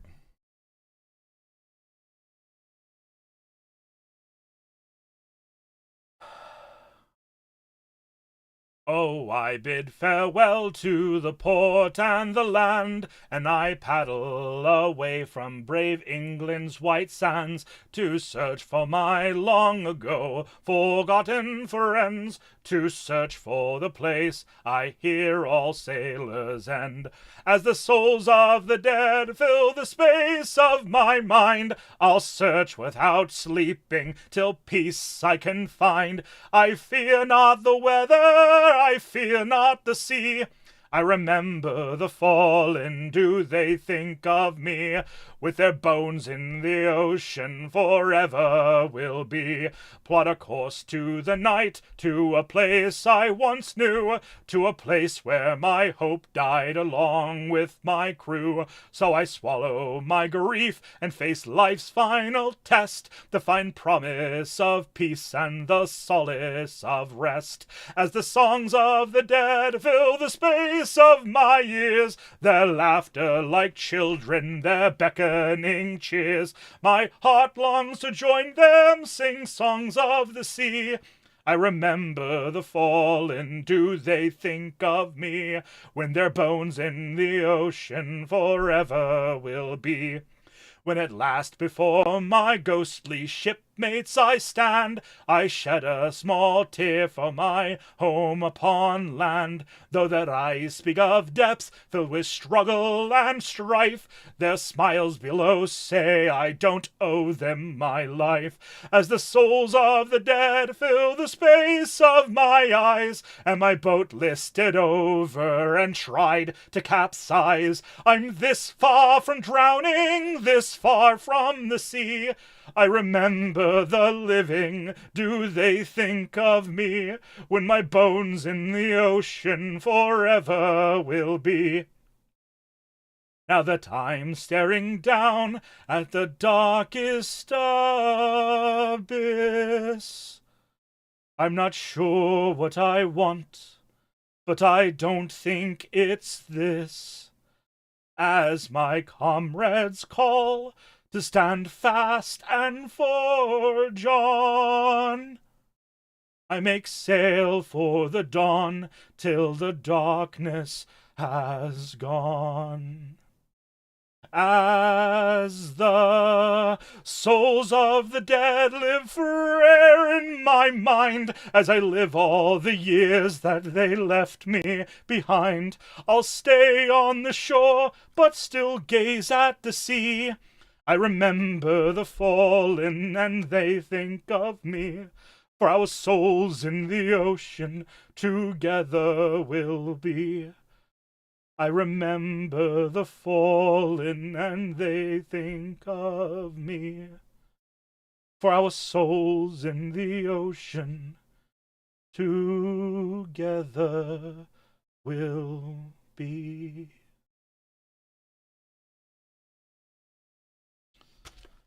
Whew.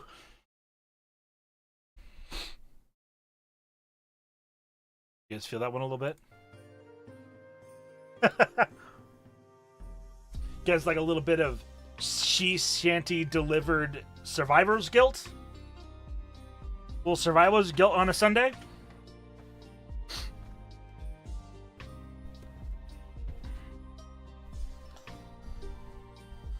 I'm not crying, you're crying. I did cry a little bit. TLJ writes good songs. Yes, they sure do, Tefendra. I completely agree.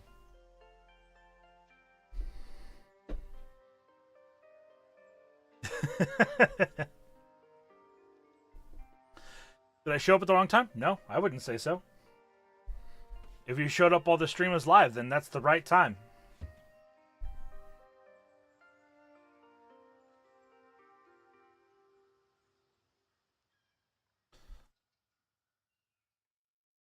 I'm curious, are there 5 people here that haven't followed me yet?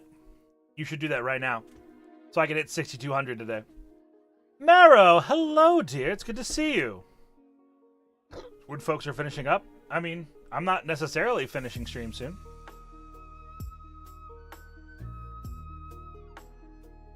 Are we playing Claire Obscure today? We should. We should be.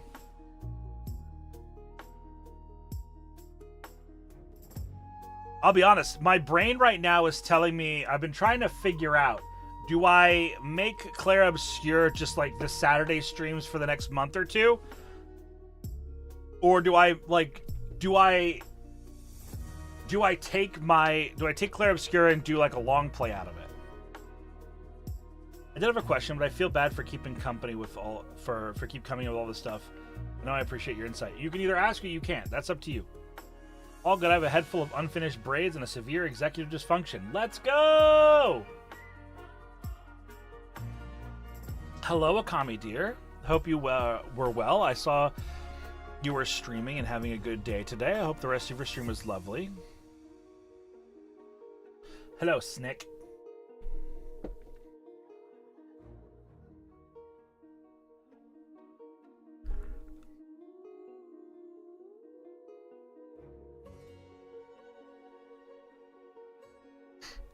Top of the time zones to y'all. Good. Rockin' This. Welcome in. Welcome in. Thank you for the follow. Only 4 away from 6,200. Be pretty cool. Be pretty cool. Ooh, yeah.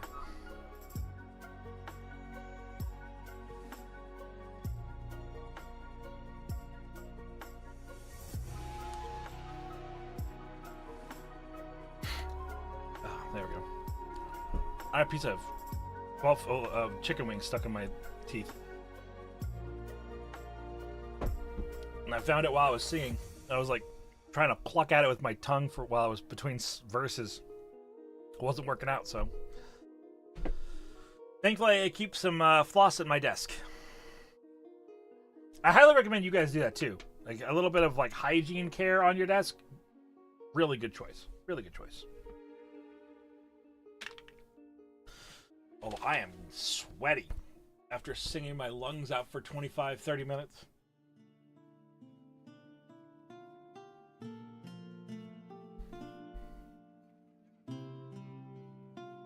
Gotta keep those little floss picks. Yeah, they're really useful.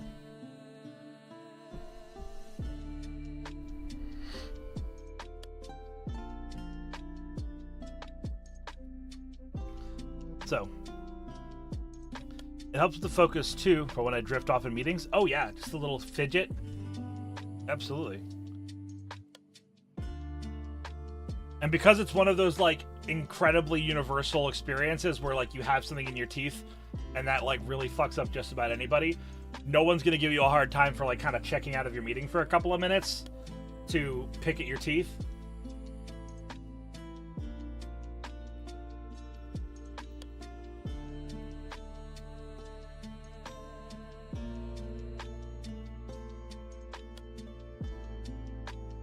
Part of what I love about having a big old beard is that if like I'm in a meeting and I need to kind of like just check out for a minute, I can just groom my beard and people are like, oh yeah, okay, no, I get that. Sometimes you just gotta take care of yourself. Need to shower, BRB. I also need to shower, man. I'm gonna be showering pretty much right after a stream. Cause I feel icky. You know, I always hear people say revenge leaves you empty, but when I hear people do actually get their revenge, they seem happy. Well, they're not happy. It's fulfillment. It's a fulfilling thing to get revenge. I've been journeying some to try and get my head in order. I've noticed one thing standing in my way to doing some things I ought to just so much noise around me. I get distracted easily, but by the time I get things to be quiet, all I hear is the mean voices, and I get started on some creativity work. Am I crazy? Do I need to get tested or something? I cannot answer those questions, Thallium. I cannot answer the question, am I crazy? That's not a question I will ever answer. Because, like, one, it's disingenuous. It's a very disingenuous question. I understand that for you that's very real and that you're genuinely trying to, like, ascertain that, whether or not that you're experiencing something like that. But I gotta tell you, man, I can't do that for you. Should you get tested? Probably. Guess it was more rhetorical. Even still, if you think you might need to get tested, then you should probably do that. You should find a diagnostic person in your area and get them to test you, and get yourself screened for whatever. That's the best I could tell you. Like, I think that, you know, you already said this correctly. Like, you've been in this community for a long time, and you do come in here with some pretty important questions. don't get hung up on your word choice. You don't need to apologize for that shit. It's simple. It's small. But yeah, like, you know, I'm hearing noises upstairs, and it's making me think that my wife is cleaning the bathroom right now, which means I'm not going to be able to shower if I go and shower. Or if I want to go and shower. Which is a bummer. Yeah, you know, ADHD is like a test at the 28. Yeah. I mean, shower stream? No. What would that even be?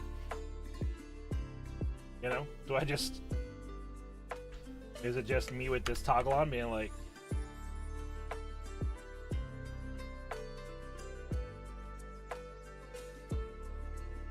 You know what I mean?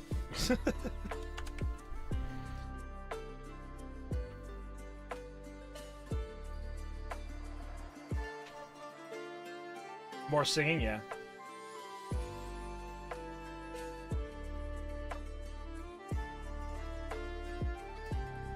The water glistening effects, true. I'm worried about SSRIs. I'm nervous if I'm going to rely on other medications just to function. But you have to understand, Thallium, psychoactive medicine like that, the intention is not for you to become reliant on them for the rest of your life. The intention is to use those medications to help you stabilize and then to develop, like, it's supposed to go hand in hand with other therapies. It's supposed to help you get to a point where you are stable, where you can function, and then you develop non-pharmaceutical avenues to address your situation, and then you wean yourself off. That's the genuine truth. That's the point of being on those medications. It's not to just kick the can on settling your shit. It's not to sedate you. It's to help you get to a place where you can do what you need to do. That's the point. Always has been. You know, obviously there's some situations where, like, if you just have a chemical imbalance in your brain, then tough shit, dog. You have a chemical imbalance and you gotta fix that math problem.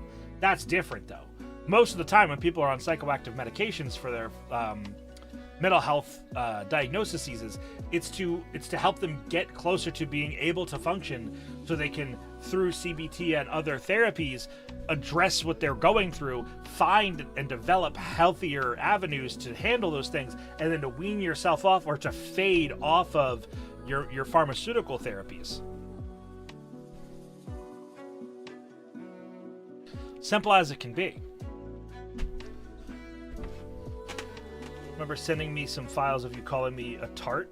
Yes. Tormenting it ever so often. I want to say it brings me joy. You're welcome, Mrs. Buff. You are a tart. It also sounds like you're in my ears. Yeah. See, I'm told my mother that she refused to believe me. Said the medication is a lifelong thing inherently. No. That's dated shit. Dalium, it's your life, man. You gotta live it as best you can. Shit takes time, dog.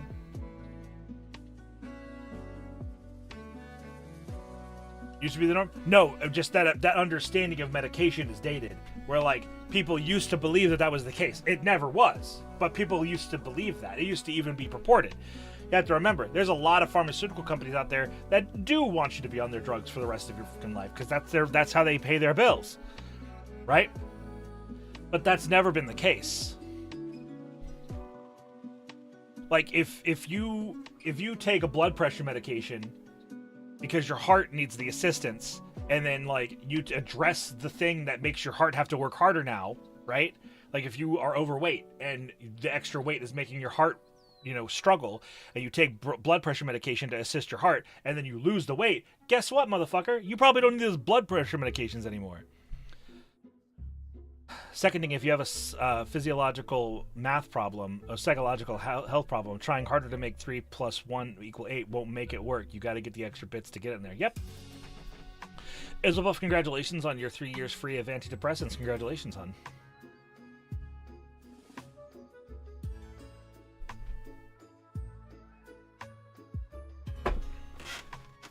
That shit ain't easy, so good on you.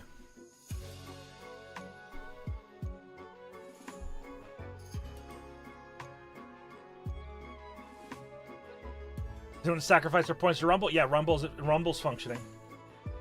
Welcome back, Gisan. Thank you for the stretch, dude. Hoops, hoops, hoops, hoops, hoops, hoops. Okay. I love that one.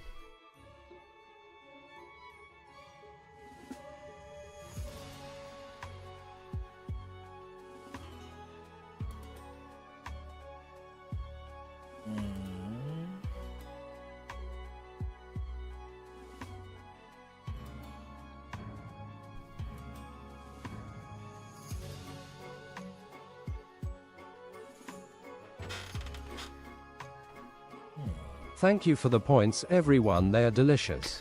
I need to bring more positive things to counterbalance all this stuff I bring. Like I sparked joy by doing some scrapbooky projects in my bullet journal, putting picture and writing to my friends, and so I can do what I want. Yeah, you should do those things because it brings you happiness and joy. Definitely do that.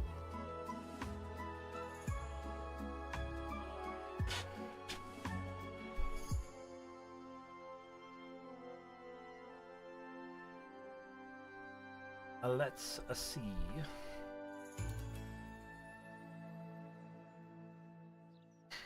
If Rumble had a backpack, would that make him a Rumble Pack? No, that would be his Rumble Pack, though. Very close, very close. I just assume that points taste like marshmallows. Okay. My school was very insistent I stay on ADHD medicine when I was younger. Remember, only healthcare professionals could recommend you go on and off medication. Yep, and now that's not the same anymore. In fact, I have a student who voluntarily ended his medication. Now, I think that was a very stupid idea, and I think that he has only done himself a disservice.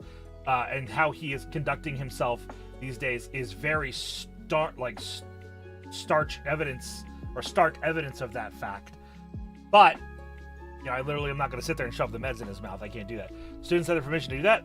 Well, I mean, because the kids' parents aren't forcing them to take the meds, right?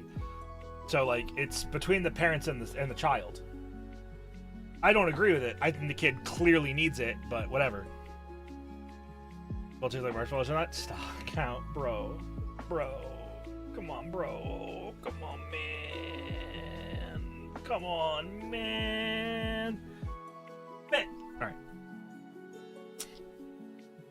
Damn, there is just not a lot of folks on that I haven't rated recently. Well...